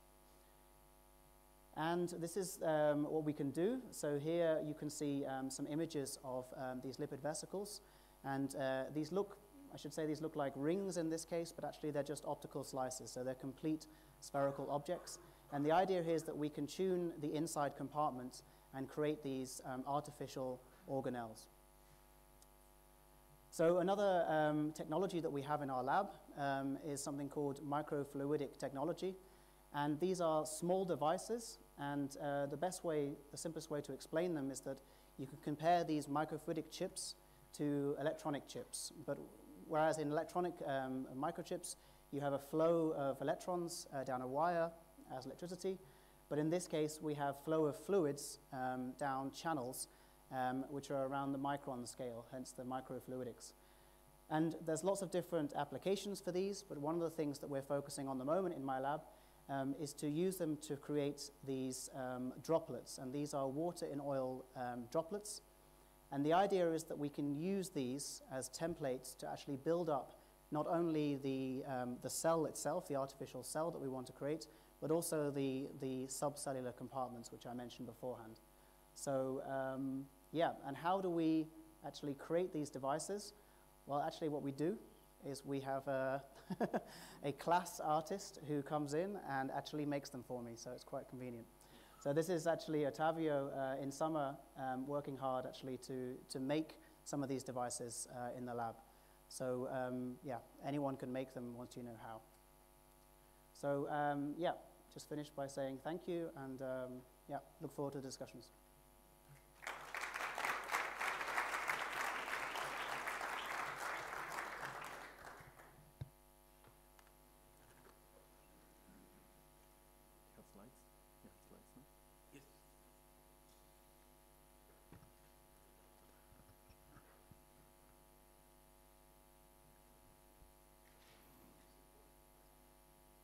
So Dr. Bar Evan will tell us about his research, and I will be later introducing a researcher in his lab who's actually going to be part of the panel.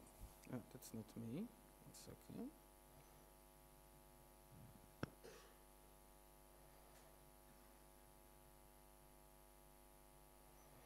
Okay, great to be here, and thank you all for coming. You know, we, the scientists, the artists, and especially Rodrigo and his team invested a lot of time to actually, you know, get to the stage that we are doing this science and art together, so thank you all for coming. And it's very difficult for one to present one's work in just 5 minutes.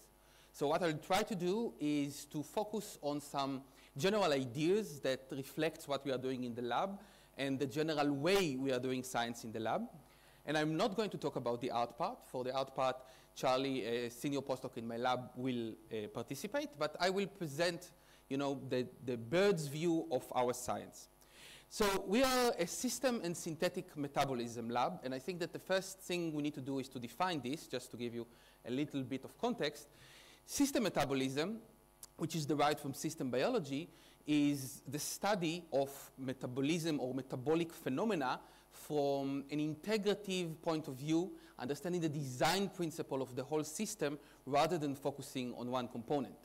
Synthetic metabolism, on the other hand, is a very applicative way to treat metabolism to see whether we can reshape and rewire metabolism such that we can make the cell do what we want it to do. And of course, system and synthetic metabolism, according to this logic, is the use of design principle and biochemical logic of metabolism, and to harness this understanding for the production or whatever we want to do in metabolism, for the reshaping of metabolism.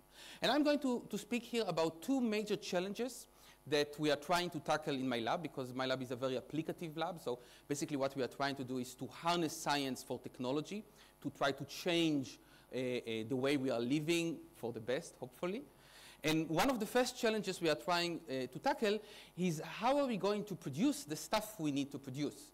So basically our society builds upon production of fuels, chemicals, pigments, pharmaceutical, and so on and so forth. And of course we cannot live without them.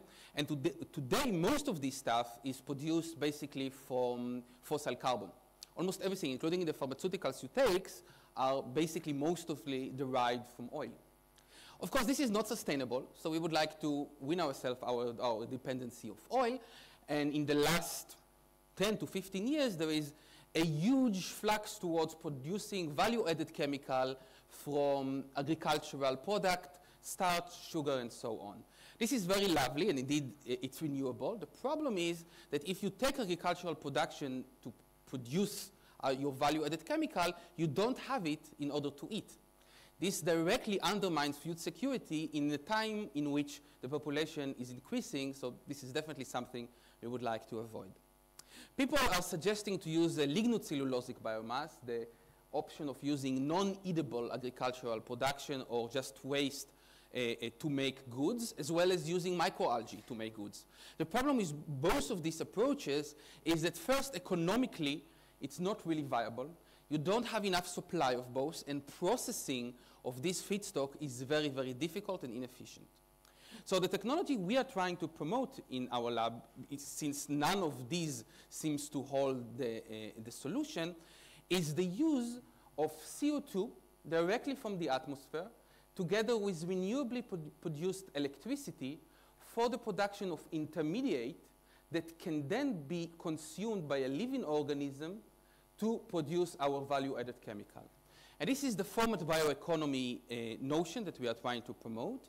Again, format being a mediator between the physico-chemical realm to the biochemical realm, being produced very effectively by electrochemical reduction of CO2, and then consumed by a microbe for the production of plastics, fuel, pigments, whatever you want.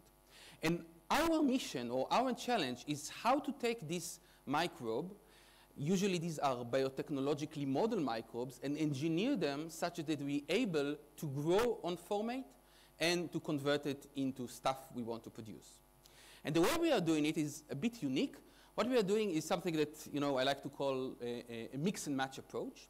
We start by the overall repertoire of known enzymes. So by far, enzyme probably most of you knows, even the non-scientists, are the machines of the cell. They are protein that makes all the metabolic work within the cell, and basically, you know, all life depends on enzyme.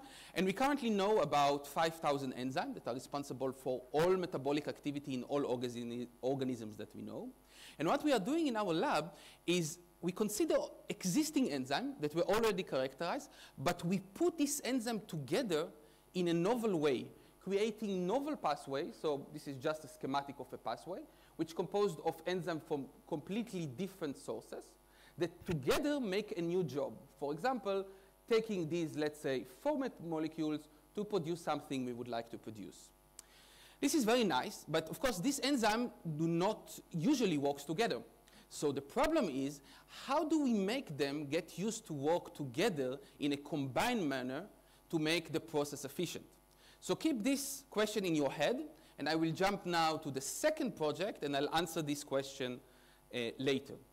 The second project we are doing is related to the fact that by the year 2050, we will need to feed 10 billion people, which requires a new green revolution for which we currently do not have a good answer. Now, a major issue that limits agricultural productivity is the low efficiency and rate by which plants take CO2 from the air and fix it into biomass. So another project in my lab is to try to engineer a completely novel pathway that would be able to support much faster CO2 fixation rate to increase agricultural productivity. And this pathway we design, and together with our collaborator, we try to evolve. The problem, again, is that initially, this pathway is going to work very slowly because all of its components are new. So how are we going to take the pathway from the limiting rate it currently has in order to fulfill its potential to support high carbon fixation rate? And our methodology here is to use bacteria as a mediator between the introduction of the pathway and the plants. Basically, we will use bacteria as a platform to evolve higher pathway activity, which can then be transported into plants. And the question now, again, we have two questions now. How do we improve activity of existing pathway from the first project, and from the second project, how do we take this low activity pathway, it's a very similar question, and use bacteria in order to enhance its activity? And for this, we are using a technique that harnesses the power of natural selection. So bacteria usually convert their food into essential components that enable them to grow and multiply. And we engineer the bacteria such that they cannot produce one of these essential components anymore. We then introduce to this bacteria the synthetic pathway, either the CO2 assimilation pathway like I exemplify here, or the format assimilation pathway from the first project, as the only way to produce this essential component. Therefore, we couple between pathway activity and microbial growth. No pathway activity, no growth. Low pathway activity, low growth. High pathway activity, high growth. We grow the bacteria for many generations in just a few weeks, something we could never do with plants. And during this short life cycle, fast evolution takes place. Changes to pathway enzyme emerged spontaneously, and the best pathway variant emerges naturally as it outgrows its competitors and takes over the bacterial population. Therefore, basically, nature is doing the dirty work for us by evolving high activity, while we could sit back and relax, which is very nicely. Now, in reality, of course, we do not sit back and relax. So I need to mention, first of all, the Max Planck Institute for Molecular Plant Physiology, who gives me the opportunity to actually do this research, but also my wonderful group, and especially the senior postdoctoral guy in my lab, Charlie Cotton, who is actually the guy who worked in class. He's actually the guy who speaks with the artists, think together, brainstorm to what we can do together with science and art. So I thought that for the panel discussion, probably Charlie would be the right guy to represent the lab rather than me. And you can now maybe join the panel. So thank you very much. Thank you, Aaron. So I'm going to introduce Charlie, and I'm going to introduce Ottavio afterwards. So, yeah, the guy who worked with the artist. So Charlie is a biochemist working on synthetic metabolism in bacteria, as we saw from Aaron, and he's got his bachelor's in the University of Cambridge, the roles of alkanes in cyanobacteria, a master's and a PhD from Imperial College London, where he investigated replacing the Calvin cycle in a photosynthetic bacterium. So you've been playing already with some toys there. He's designing and implementing new pathways for the assimilation of 1 carbon units in E. coli. And I'm going to immediately introduce Ottavio, and I'm going to also mention Sergio, who's not here due to, yeah, he just didn't make it. Okay, some visa issues, I think you said, right? Some visa issues, you said. Yeah, has a visa problem. That we have all encountered at some point. I actually admire your work. I saw it at the Sharing Foundation in Linden. It was great. This is a couple of years ago. So Ottavio and Sergio, they have used and they still use artificial intelligence, computational music theory, electronic engineering, and neuroscience to develop complex sound and light installations. They are aiming to lead the public into territories more closely associated with dream states and imagination dives. Sergio, he has a PhD in mathematics, and he's also multidisciplinary, so he's got a career in, as a jazz instrumentalist and also a contemporary sound artist. And Ottavio has a degree in physics, and he also got the fellowship from the Akademie der Künste in Berlin. Both of them have received the class award here from the Max Planck Society this year in 2017. They have presented their work in many venues, such as the Kunstmuseum in Thun in Switzerland, obviously the Sharing Stiftung space, MOT International in the UK, the Akademie der Künste, Galeria Anita Schwarz in Brazil, and Residency Unlimited in the USA. Do you have any slides to share with us? Yeah. Brilliant. So he's going to go ahead. Thank you. It's a great privilege and honor to be here. I was really happy to have been selected as an artist for this first class residency program. I would like to show a little bit about the work we have been developing. There we go. Where is it? Here.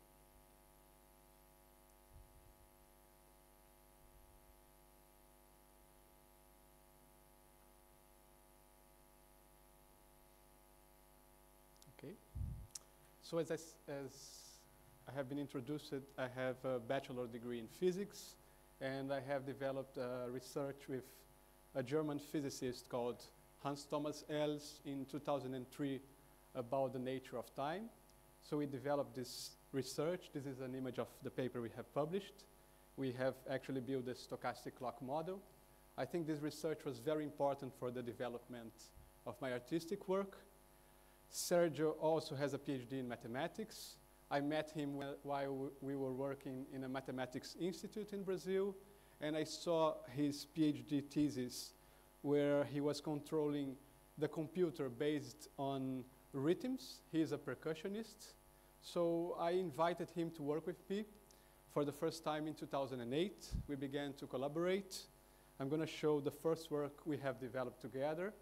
It's called The Mechanical Unconscious, and it consists of a dialogue between 20 telegraph machines, this light bulb, and telephone sounds. I could show you a video later, so I don't interrupt the flow of the talk. In this work, we were trying to explore the limits between artificial and natural languages. I think we have been dealing with the concepts of information, language, and the history of science as well in our works. So the next exhibition I'm going to show is the last work we have developed.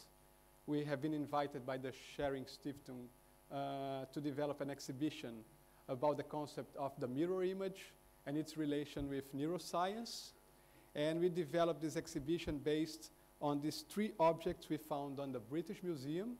They belong to this magician from the 16th century called John Dee, who actually was a mathematician. He used to teach Euclidean geometry in Paris, but then he decided to become a magician. He was accepted by Queen Elizabeth I, and he would cast her future based on these three magical objects. So what we did was to somehow reconstruct these objects, and it is a light and sound installation. And we have worked together with a neuroscientist, and we have been exploring the relationship between the vibration of light and sound and the induction of certain mental states. So those are some examples of the work we have been developing.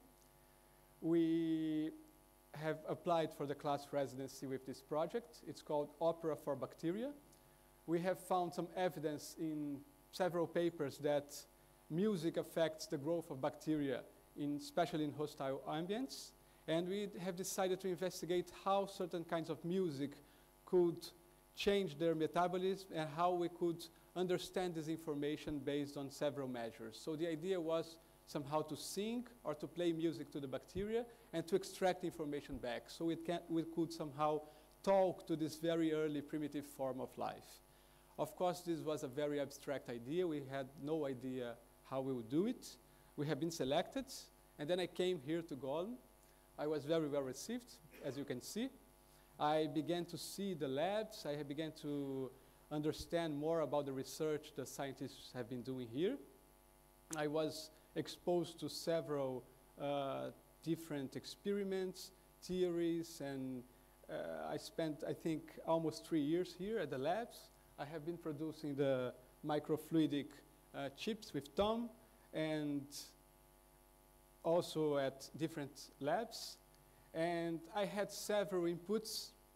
I talked a lot with Charlie as well, and actually I was a little bit overwhelmed by so much information. It was really hard in the beginning to realize what I would develop based on this experience, but I could mention, for example, the idea of the protocells and chemical memory. And in a talk with Charlie, I think in the last days, he mentioned this chemist named John Ferris that created long chains of RNA molecules in the lab using simple clay material and basic organic molecules as a catalyst. And I was really impressed by this fact. This is an image of him. And in his theory, a simple clay material likely to be found on the surface of Earth around the time of life's formation served as a catalyst for the formation of RNA. So many biologists support the theory that life first arose as RNA-based instead of DNA-based.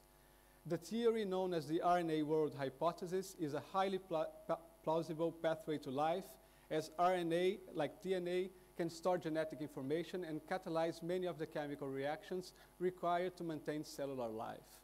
I was really impressed by these facts, and I was somehow, I needed time to think and to reflect what I was going to develop with this experience here.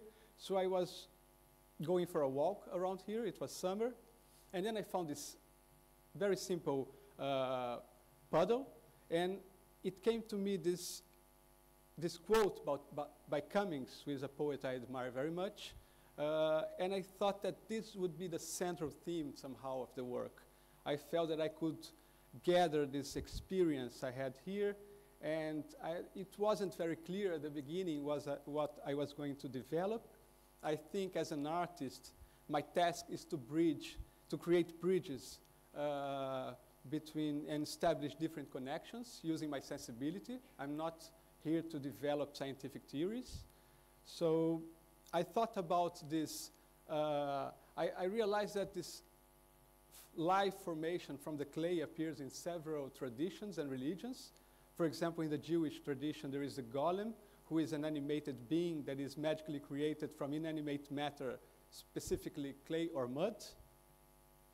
And also, I think my work deals a lot with the history of objects, the cultural memory of objects, and the history of science. And I was really impressed by this very small object in one of the labs, these old pipettes. It was still in my mind when I was back to Brazil. And before I left, I had a dream here. I don't know if it was a dream because I was not sleeping very well. I had too much information in my mind. Also these microfluidic experiments, and that was the image I saw. I think it was a monument to the experiments, and this very simple and abstract scene appeared in my mind. So I think this somehow is the basic image for the project I decided to develop. This is, I think, it's the first layer of the work we are developing. Of course, we also are going to work with sound. So I'm going to show a little bit the first results and ideas we are developing. So talking back to the bacteria, they really like to form a community as biofilms. And as all communities, they need to exchange messages. The biologists have known for decades that bacteria can use chemical cues to coordinate their behavior. One of the best examples is quorum sensum. So we have been in touch with Jan Koch from the Groningen University. He has been working with Bonnie Bessler, who is from the Princeton University. So it was a very good coincidence. And biofilms appear to use electrically charged particles to organize and synchronize activities across large expanses. So we have also been in touch with Elisa Massi, who is a researcher at the University of Florence in Italy, and she has been using electrodes designed for neurons to detect electrical activity in bacteria. So the idea is to work in cooperation with those researchers and use those informations from the experiments to create the sound layer of the exhibition. We also have been working together last week with Alex de Vries, and we are working here at his office. I'm going to show now a video from Sergio, as he could not come. Where are you? Here.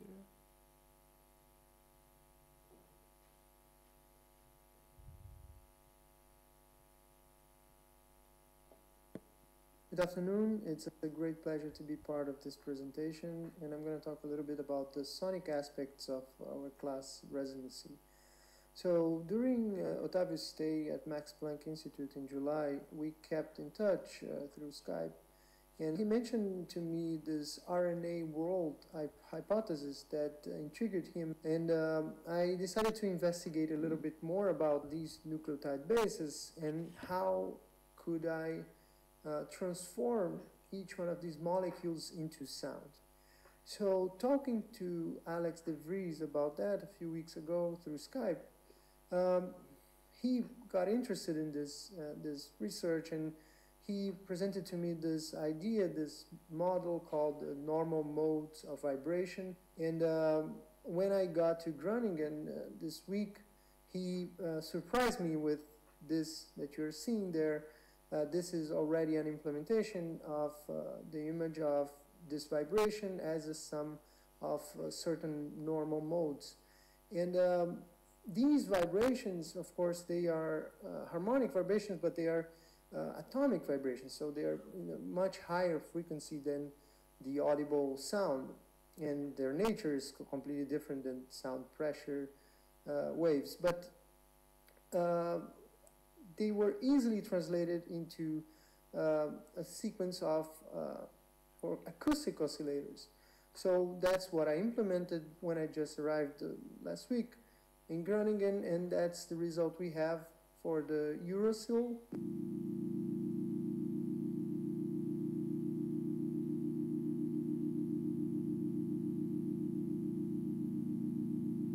Adenine,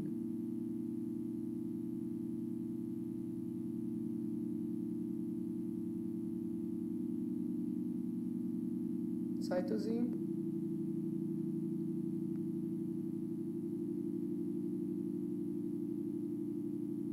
and guanine.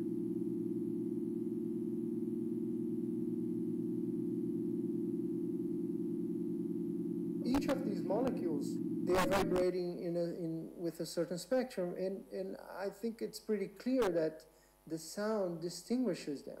These examples that I've shown are a few examples of the sonic material that we are planning to use in our piece. There are several others, and I hope soon we'll be able to show them in the whole piece when it's built. I thank you very much for your attention, and I see you very soon. Thank you very much.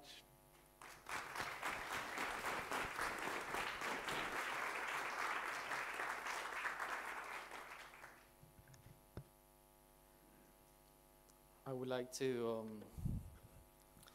ask Professor Reinberger to join us. I'm going to introduce him.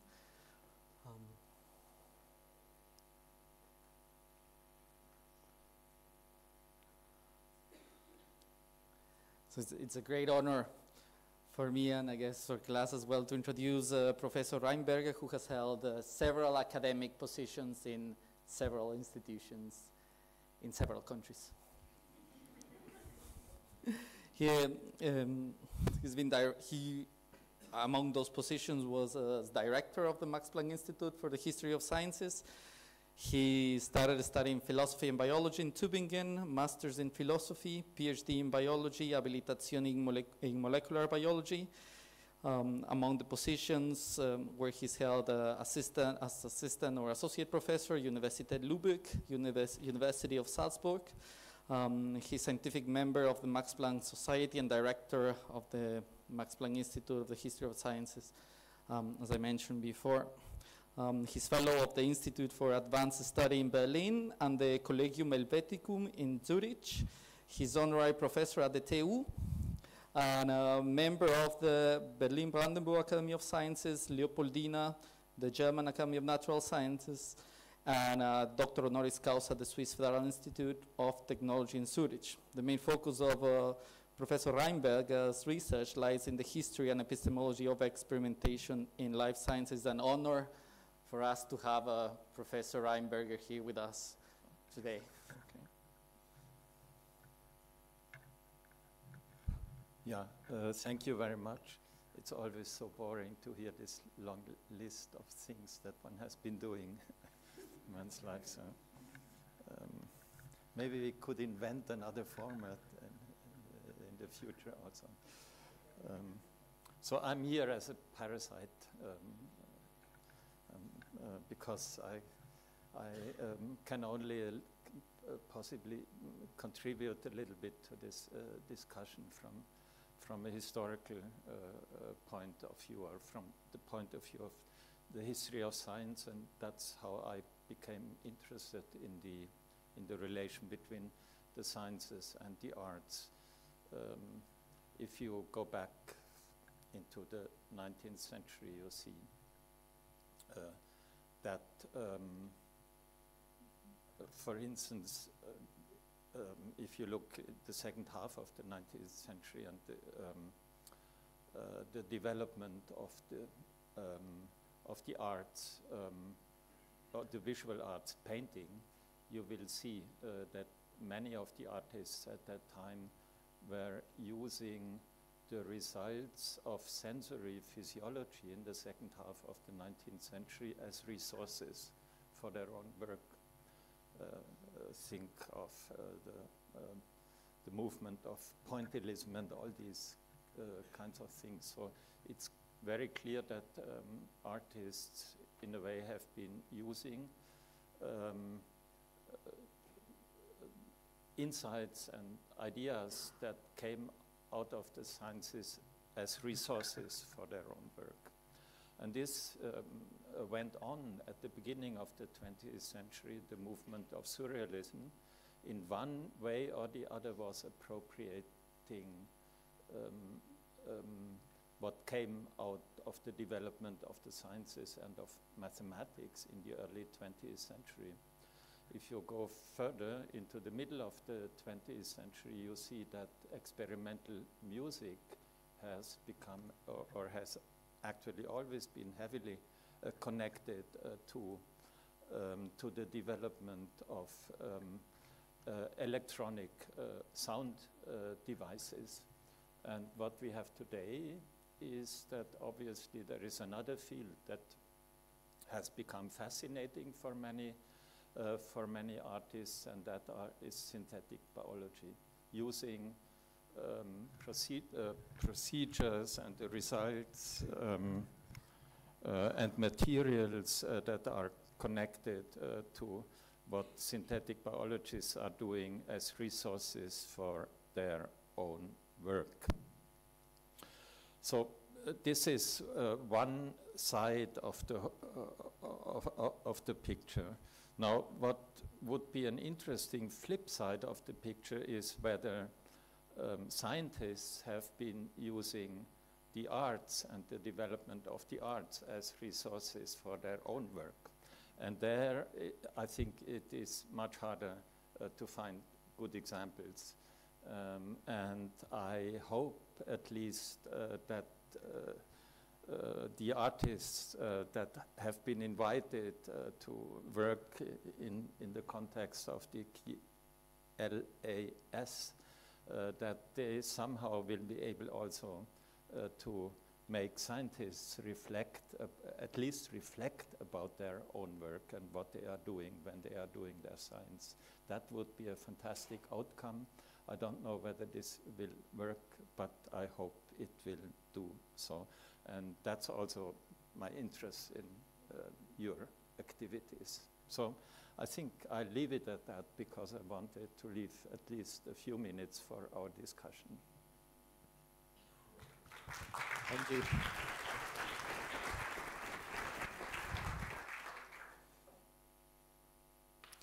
Along those lines, the curators and organizers have done an amazing job on bringing professors from different fields. So I'm going to ask Professor Singer, who's the Vice President for Studies and Teaching. She studied musicology, communication science, and psychology at the university, in several universities in Berlin and Paris. She's a writer, director, and producer for German and French public radio stations.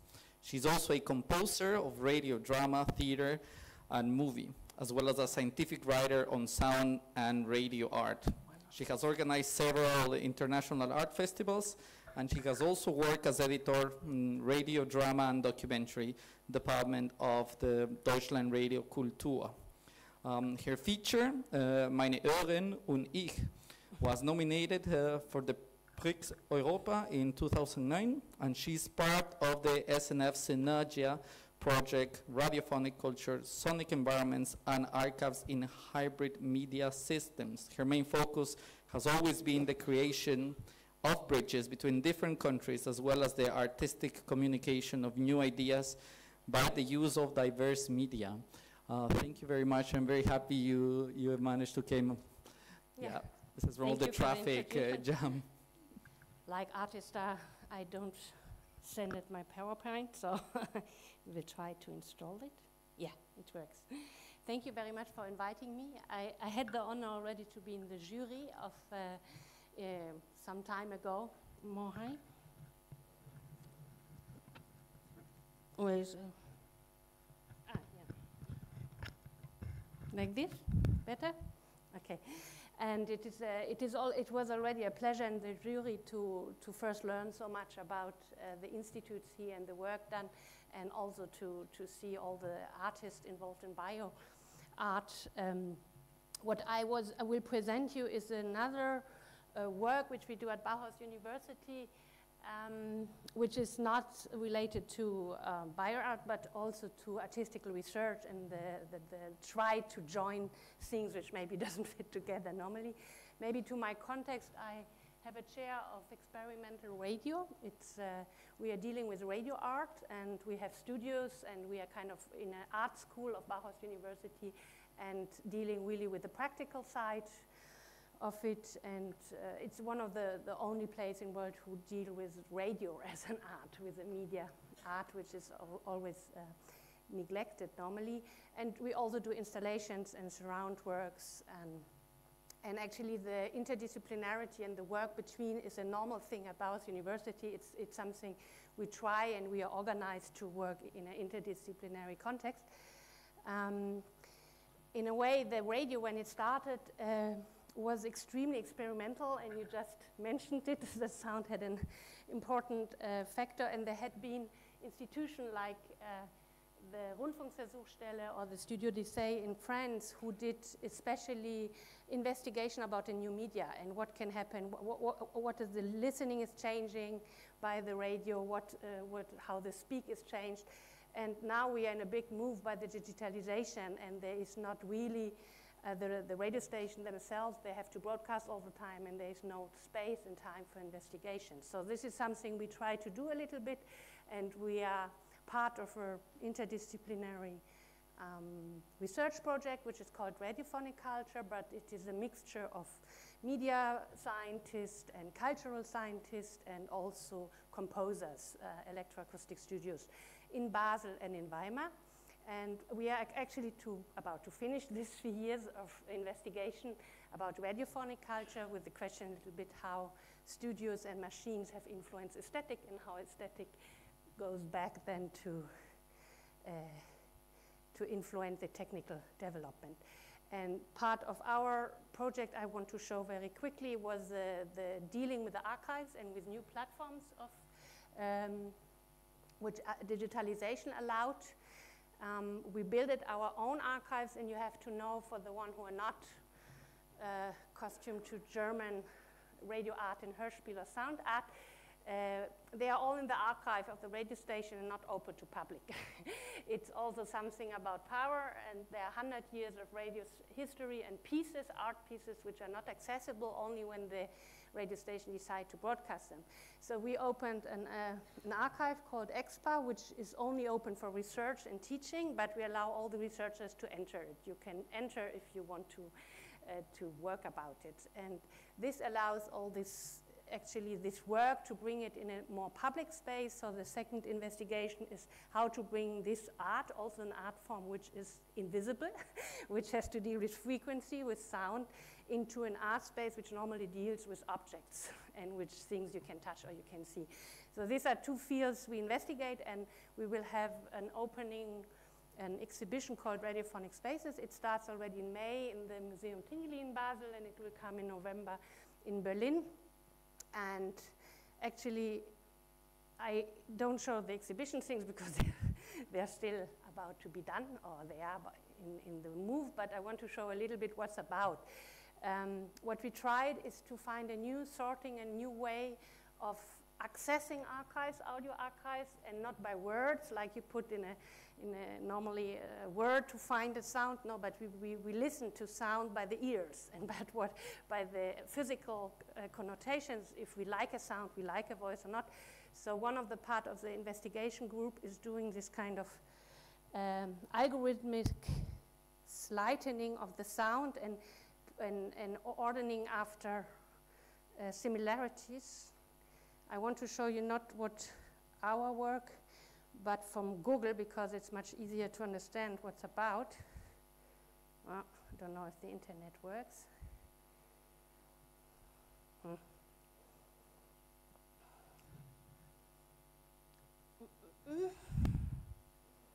Good sound. So we see if it's no sound.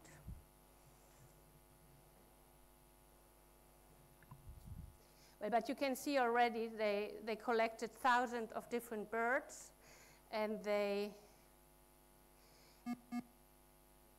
analyzed it in little particles, and then you will have the different sonographs here. You can see the different qualities of sound, which are similar next to each other. And actually, if it would work, you would hear kind of I have to do it this way because we don't have the original sound, but you can find it. It's a Google game or tool. So this was the idea, to search in an archive after similarities of sound and then to recompose new spaces by this. Yeah. Okay, I will go back to our work. Hope then the sound will work. So we started to do the same. We have some big data informatician in the university, and they started to analyze after algorithmic methods in big data our archives. And with students, we did in the Digital Bauhaus Lab. It's a kind of experimental lab where informatician and artists work together, and students. It's an educational, we are at the Bauhaus. So this is an experiment, and actually we try to make a kind of sound archaeological walk through history of time. So you walk as a human interface through an archive of 9,000 pieces, and by walking in the space, you will go from the 20th century, from the 20s to the 30s to the 40s, and the sound of the decades will be mixed of the pieces, so that you have another sound mixture. I show you a little bit of a film where we tried it. It's only an experiment. It's a very early experiment.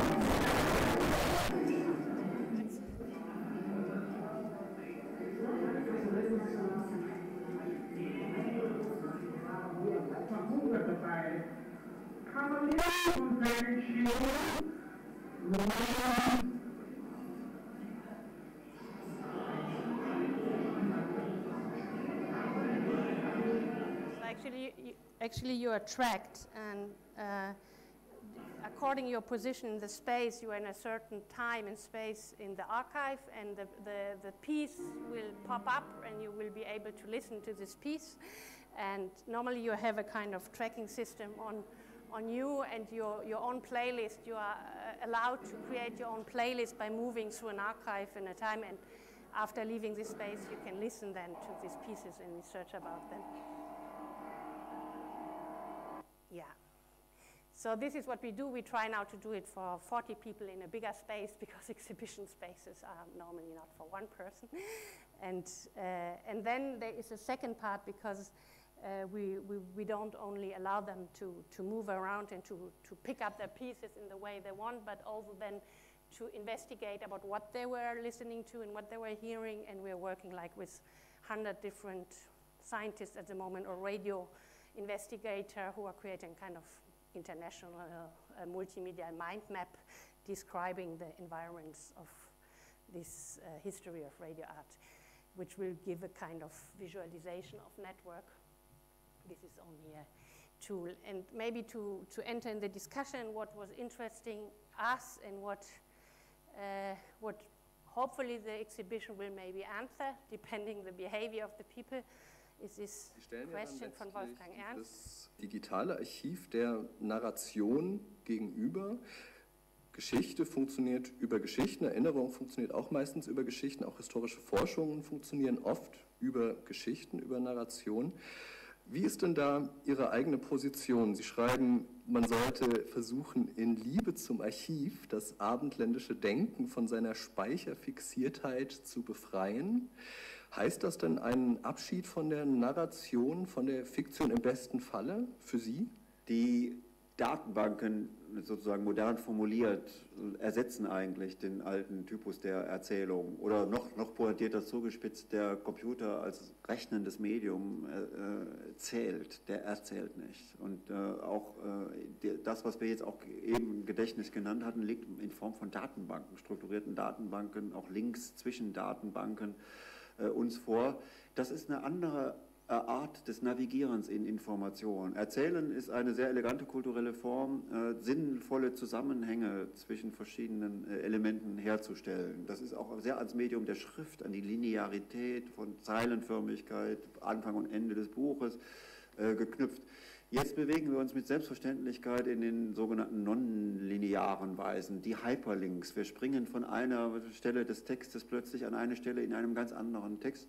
Das ist etwas, was vorher im Medium des Buchdrucks nur ganz schwer möglich war, was elektronisch jetzt sehr gut möglich ist und kultiviert unter der Hand eine andere Art des Verhaltens in Zusammenhängen. Und das ist nicht besser und nicht schlechter, sondern eine andere kulturelle Form. Wir sehen also vielleicht in einer stark linear schriftdominierten Kultur oder oral, mündliche Erzählung dominierten Kultur ist die Narration als Sinnstiftungsmodell pragmatisch gewesen. Heute navigieren wir nonlinear.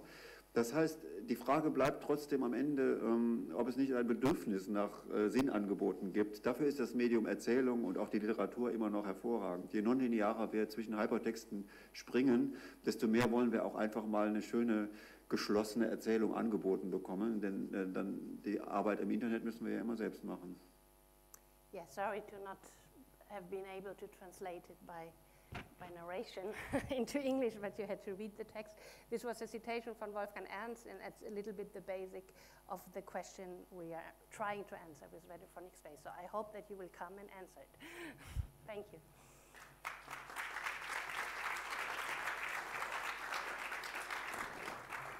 Thank you very much, Professor Singer. The Bauhaus in Weimar, leading avant-garde discourse, just like the beginning of the 20th century. Thank you very much. The term media technology has been resonating in the last couple of years for many of us, but it actually has been around for a longer time and has a name. And on those grounds, I would like to invite our last guest, Dr. Zielinski. Welcome. I'm going to give you just a brief biography. He's rector at the Academy of Media Arts in Cologne, professor of media theory at the UDK. He studied theater, German philology, linguistics, sociology, philosophy, and political sciences in Marburg and also the FU and the TU. He established the first ever course of studies in media theory at the TU Berlin. His doctoral studies comprise a philosophical approach to the cultural technology of the video recorder and the integrated history of cinema and television. He's professor of audiovisual studies at Uni Salzburg and represents the Michel Foucault Professorship for Media Archaeology and Technoaesthetics at the European Graduate School in SASFI. He's member of the NRW Academy of Sciences, Humanities and the Arts, also the Academy of the Arts in Berlin, the Magic Lantern Society in the UK, and the recent exhibitions, I'm going to name a couple. Alas Automata in 2015, Willem Flusser and the Arts from 2015 to 2016, and currently preparing the Dialogos Ramin Lul at the Arts. Thank you very much for accepting the invitation and welcome to the panel. Thanks. I tried to make it as short as possible. As the last speaker, of course, you are tempted to start the discussion already, but I will not misuse the privilege of the last speaker. Just a few ideas.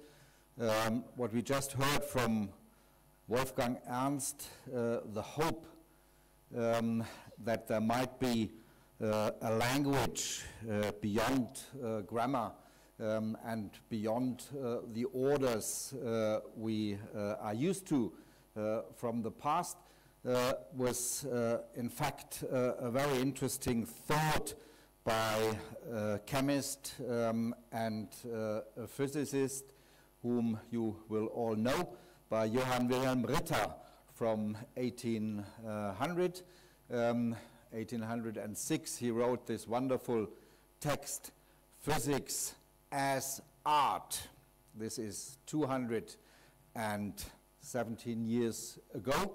Physics as art, connected with the idea that there is nothing dead, nothing still in the real world. Everything is rolling, everything is moving, everything is alive.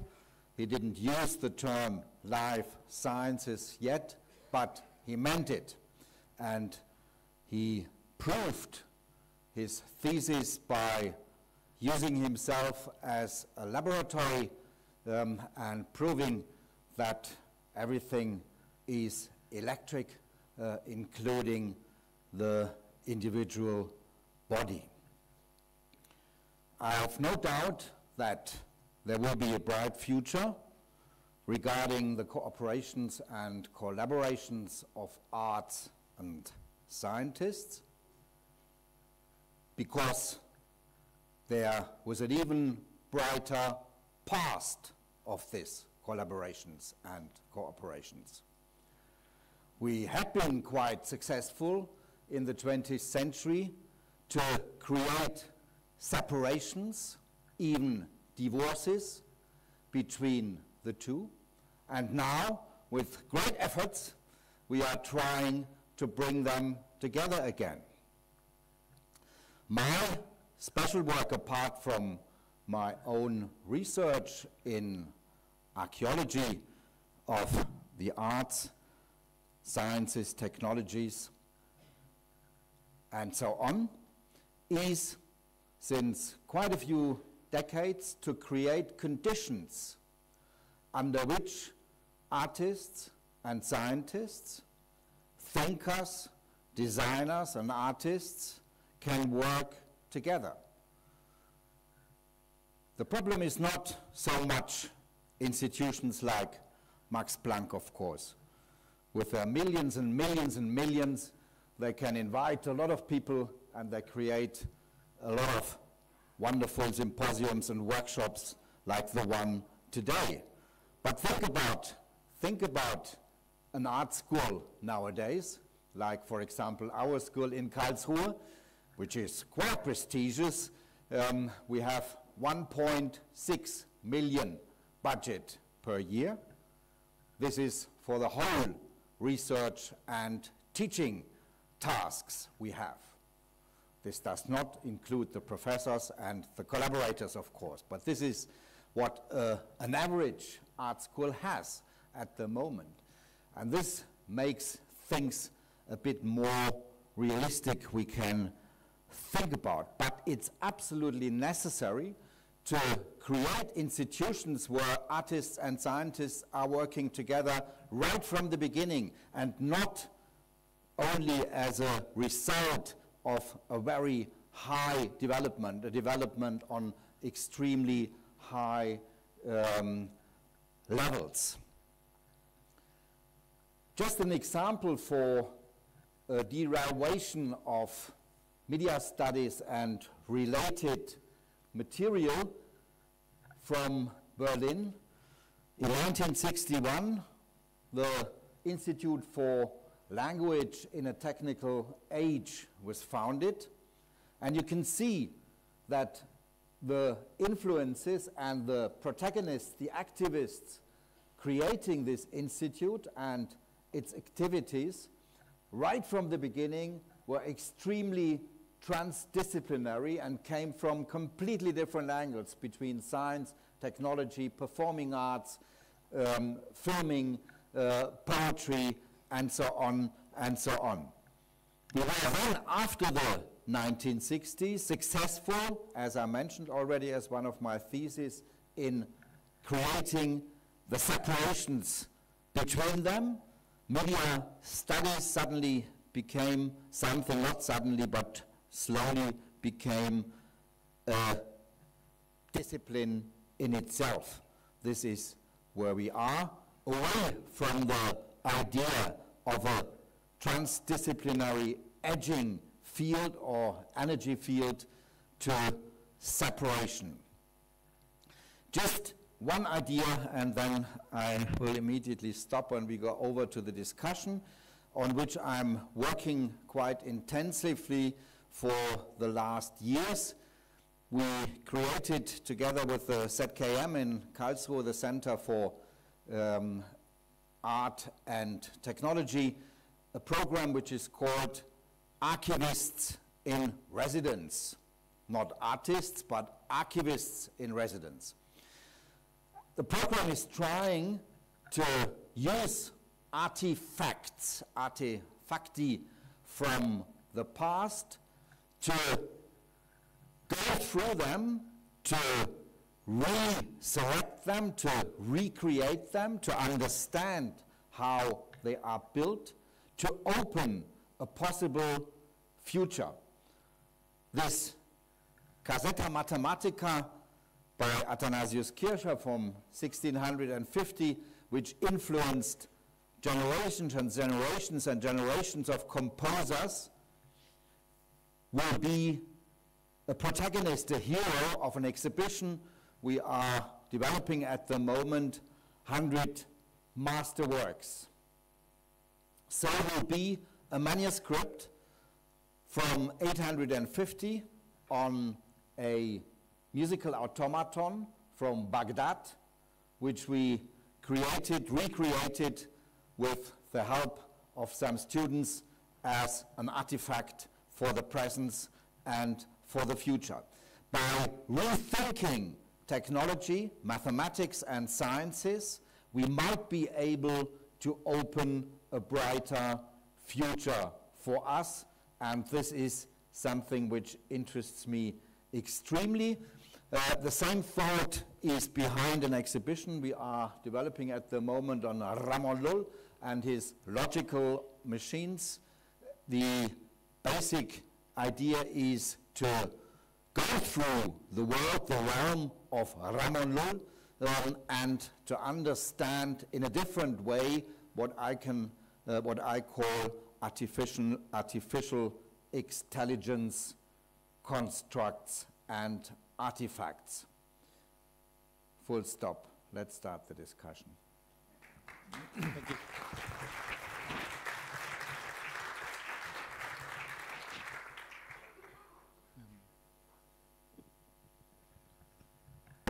We're going to start the discussion. We're a bit tight with time. I'm going to start with a very quick question to the panel before I open it to the public. What will be your advice to the generations to come? We see a lot of new masters and new bachelors and new programs in the universities that merge from the very beginning, and many times could be quite confusing for the people starting. What will be your advice for these students that are starting already multidisciplinary, that are already starting with these careers? Please, whoever feels like.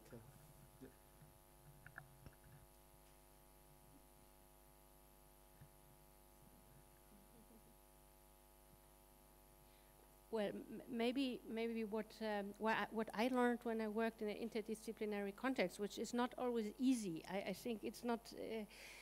We should not talk about it. I mean that. Yeah, we have to bring it back together, and it's not always easy. We start sometimes with very simple discussions about terminology, which we understand totally different.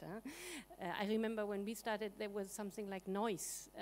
The word of noise, and the media communications will always talk about noise as the question of channel, and we would talk about noise as a frequency spectrum, and it's a totally different way to conceive it. So it starts always with very basic things, and what I learned is that the most important is, and I would teach this, is to keep the respect for the discipline of the other.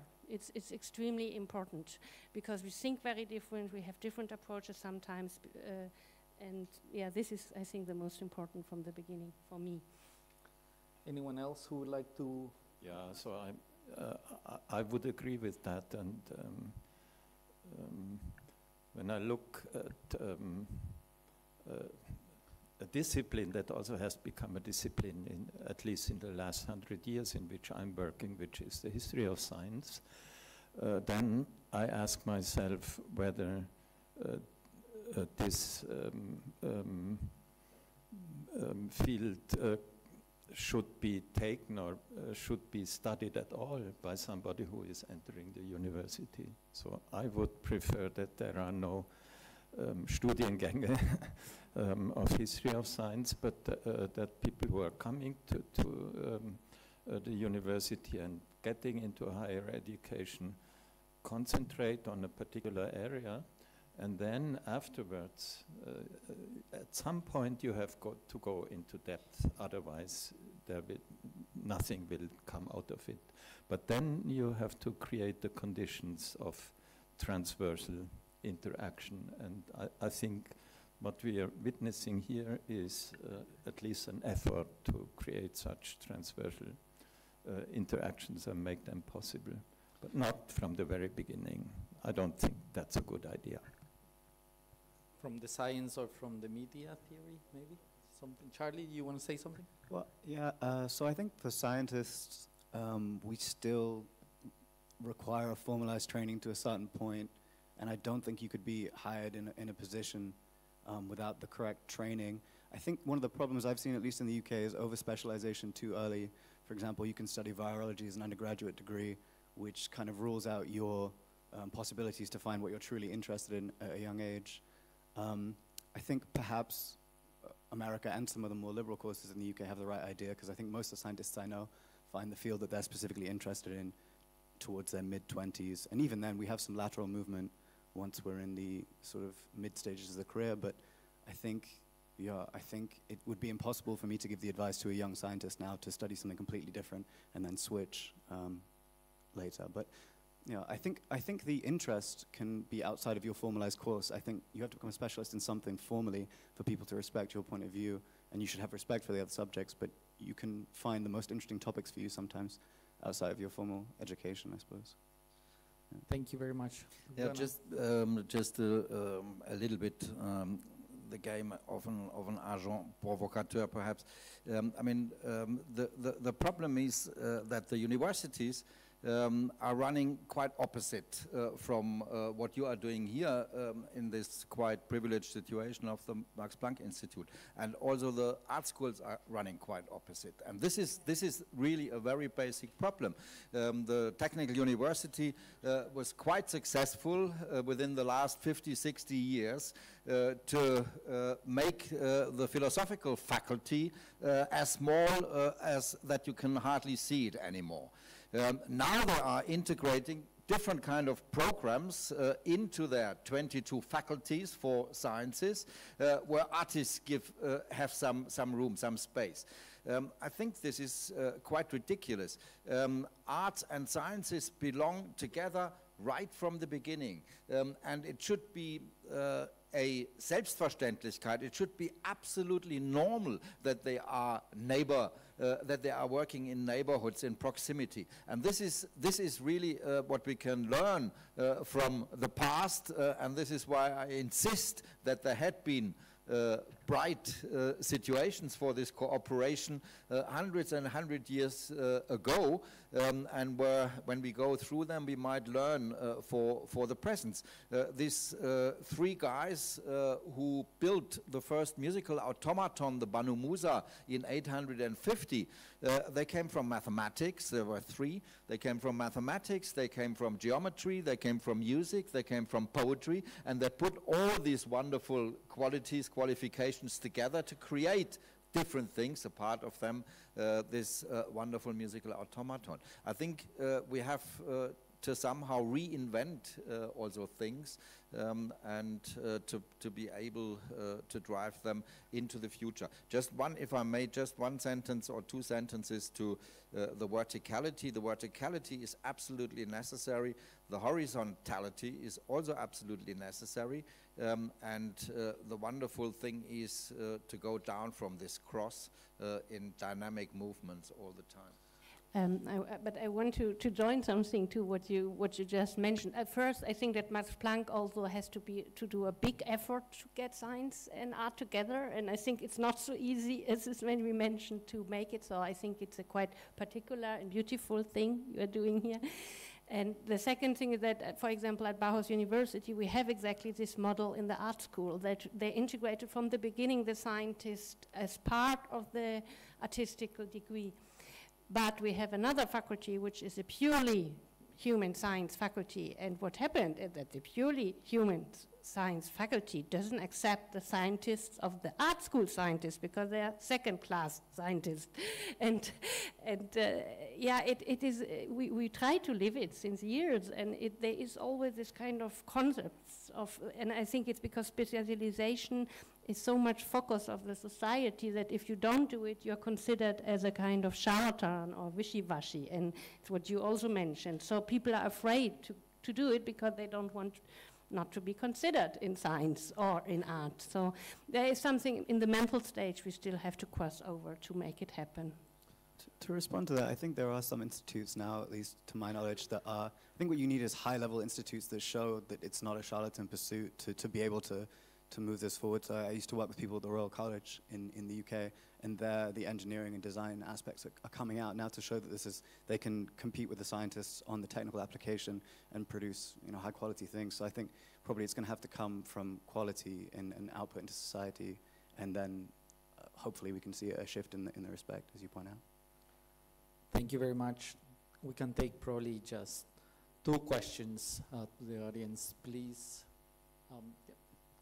You get a microphone? Yeah. So I spoke with one of my professors. I'm studying at UDK Fine Arts about this new interdisciplinary imperative which is happening right now. The state wants to did this excellent clusters some years ago, and I was asking him, yeah, why is it happening now? What is the interest of the state? Is it an economic interest? Why do they want to do this? And he told me, oh, it's not the first time. There was a transdisciplinary drang, like movement in the 50s after the war, cybernetics, and he couldn't really explain why this movement went down. So it was in the States and it was in Europe. What happened to them, and why is there right now again this transdisciplinary or interdisciplinary imperative? Who wants this? In whose interest is it? Let's take it from that microphone. Whoever wants to answer. I think I'm not sure about who wants it, but I mean, I think one thing that who could benefit from these sort of things, especially now, is that there might be controversial topics such as synthetic biology, which in the public eye might be seen as, it can be seen as controversial. And I guess these kind of programs can get a bit of an entry point then for the public to see these topics and to learn about them. At least that's one of the things that I was very interested in the class project, from my point of view, because I know what I do is not dangerous to the public at all. But how can I convince the public, or at least how can I get out there? And I didn't know any ways, and this is, for example, one way. So, yeah, perhaps there's more. One thing, these topics come up now, so maybe there's part of the movement is because of that, or at least I think that kind of exposure can benefit from these kind of projects, at least at the moment, yeah. Someone else? Do you want to answer? Yeah, I'm not quite sure whether this is historically the right characterization. Certainly, you are right that we had some kind of inter or even transdisciplinary movement, not only in the sciences with cybernetics around the middle of the 20th century, but also in the humanities, which was structuralism. So all of them kind of tried to overcome the boundaries the disciplinary boundaries as they characterized the universities of that date and as they developed basically over the 19th century. So our scientific disciplines are not, most of them are not older than 200 years, and we do not know whether in 200 years from now they will still exist as disciplines as we are seeing them today. But they were no longer talking with each other. That was the what C.P. Snow with his two cultures idea was monitoring, and what he was complaining at the beginning of the 1950s. And what did he say? He said, we are wasting a resource if we do not crosstalk with each other anymore. And I think this points to a very basic idea where novelty arises. And we had that at the very beginning. I think that Lev Ganten was pointing to the similarity between the arts and the sciences in creating novelty. I think creating novelty usually, and I could give you dozens, if not hundreds of examples, are usually arising at crossing points where traditions that had been parting ways are coming together again. So it's not usually something novel, not just arises out of a creative mind or something. It's bringing things together that usually that are no longer brought together. And so I think this is true still today, as it was 50 years ago, we are wasting resources if we don't do that.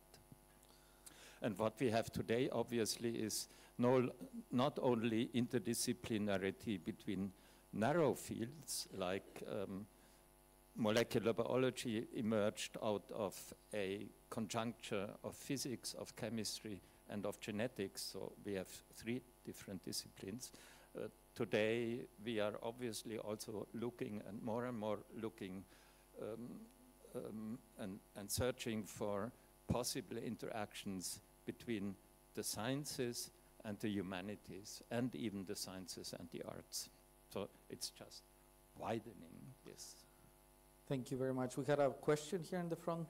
Yes, go ahead, please.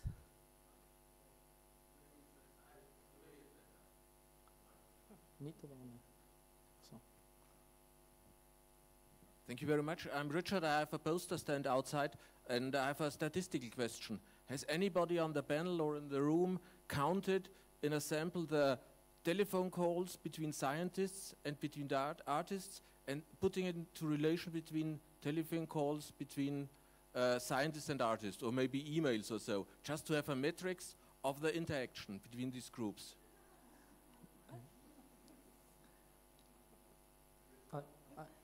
I have not yet. I have some unanswered So you're asking, ones. like, are they located in the same areas, basically? Oh. Okay. Well, yeah, I mean, maybe I have a point about like location. I think it's interesting that Charlie mentioned that you had interactions with the Royal College of Art. So I also went to Imperial College, and it's very technical, and we didn't have so much exposure to artists on campus. I mean, maybe other universities, you might have an arts department integrated, so there might be kind of this organic mixing just happening naturally in this communication. Also here, we are mostly a science campus, so there's not much happening here, but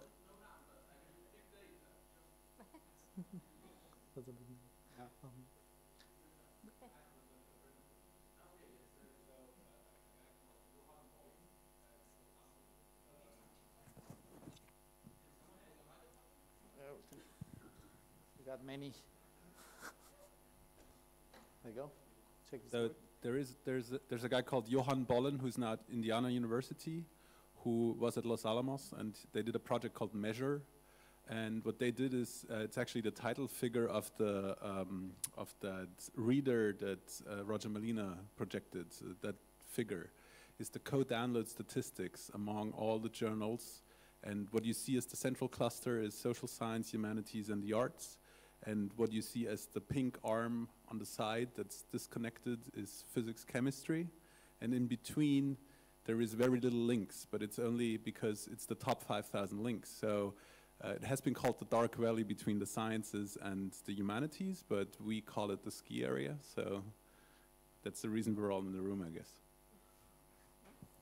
Okay, we had one there. Right. Thanks. Thank you very much. Yes, hello. My name is Björn. I'm from the science shop here in Potsdam. And yeah, it seems to me that there's always a confusion between interdisciplinary and transdisciplinarity.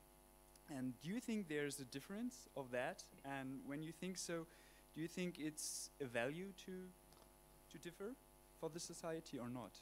This would be my question here. Who would like to take this one? On terminology? I think basically it's a game with words, so I would not put much value on this. Although some people say that interdisciplinarity is connected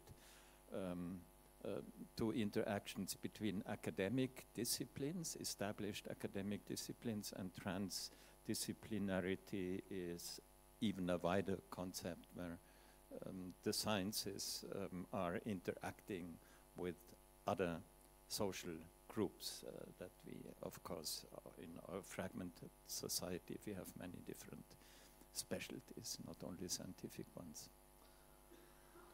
Thank you very much for a bit. Oh, Sorry, no. One little remark, if you allow. One of the most used term this afternoon was perhaps creativity, and I must say I quite hate it because it has become so empty. Talking about terminologies, it has become so empty. You find it in every job description nowadays. You have to be creative. And of course, you have to be interdisciplinary, and you have to be also new. You have to excorporate and incorporate novelty or whatever. But I'm always really enjoy working with artists and with scientists for many, many decades, is their wonderful ability for being poetical. This is something which I have when I discuss with physicists, with philosophers on a very high level, and also with artists on a very high level. And this is something which perhaps is something common, which is an extreme value, both being able to be or to become poetical. I know that this is a very deep romantic idea, but I admit that I'm a post-romantic guy. Anyone else, or we? Yeah, we're gonna wrap it up, and we're gonna go to the coffee break. At what time do we have to be back? In 20 to 25 minutes. Thank you very much for the panel and the audience. Vielen Dank. Thank you. Yeah.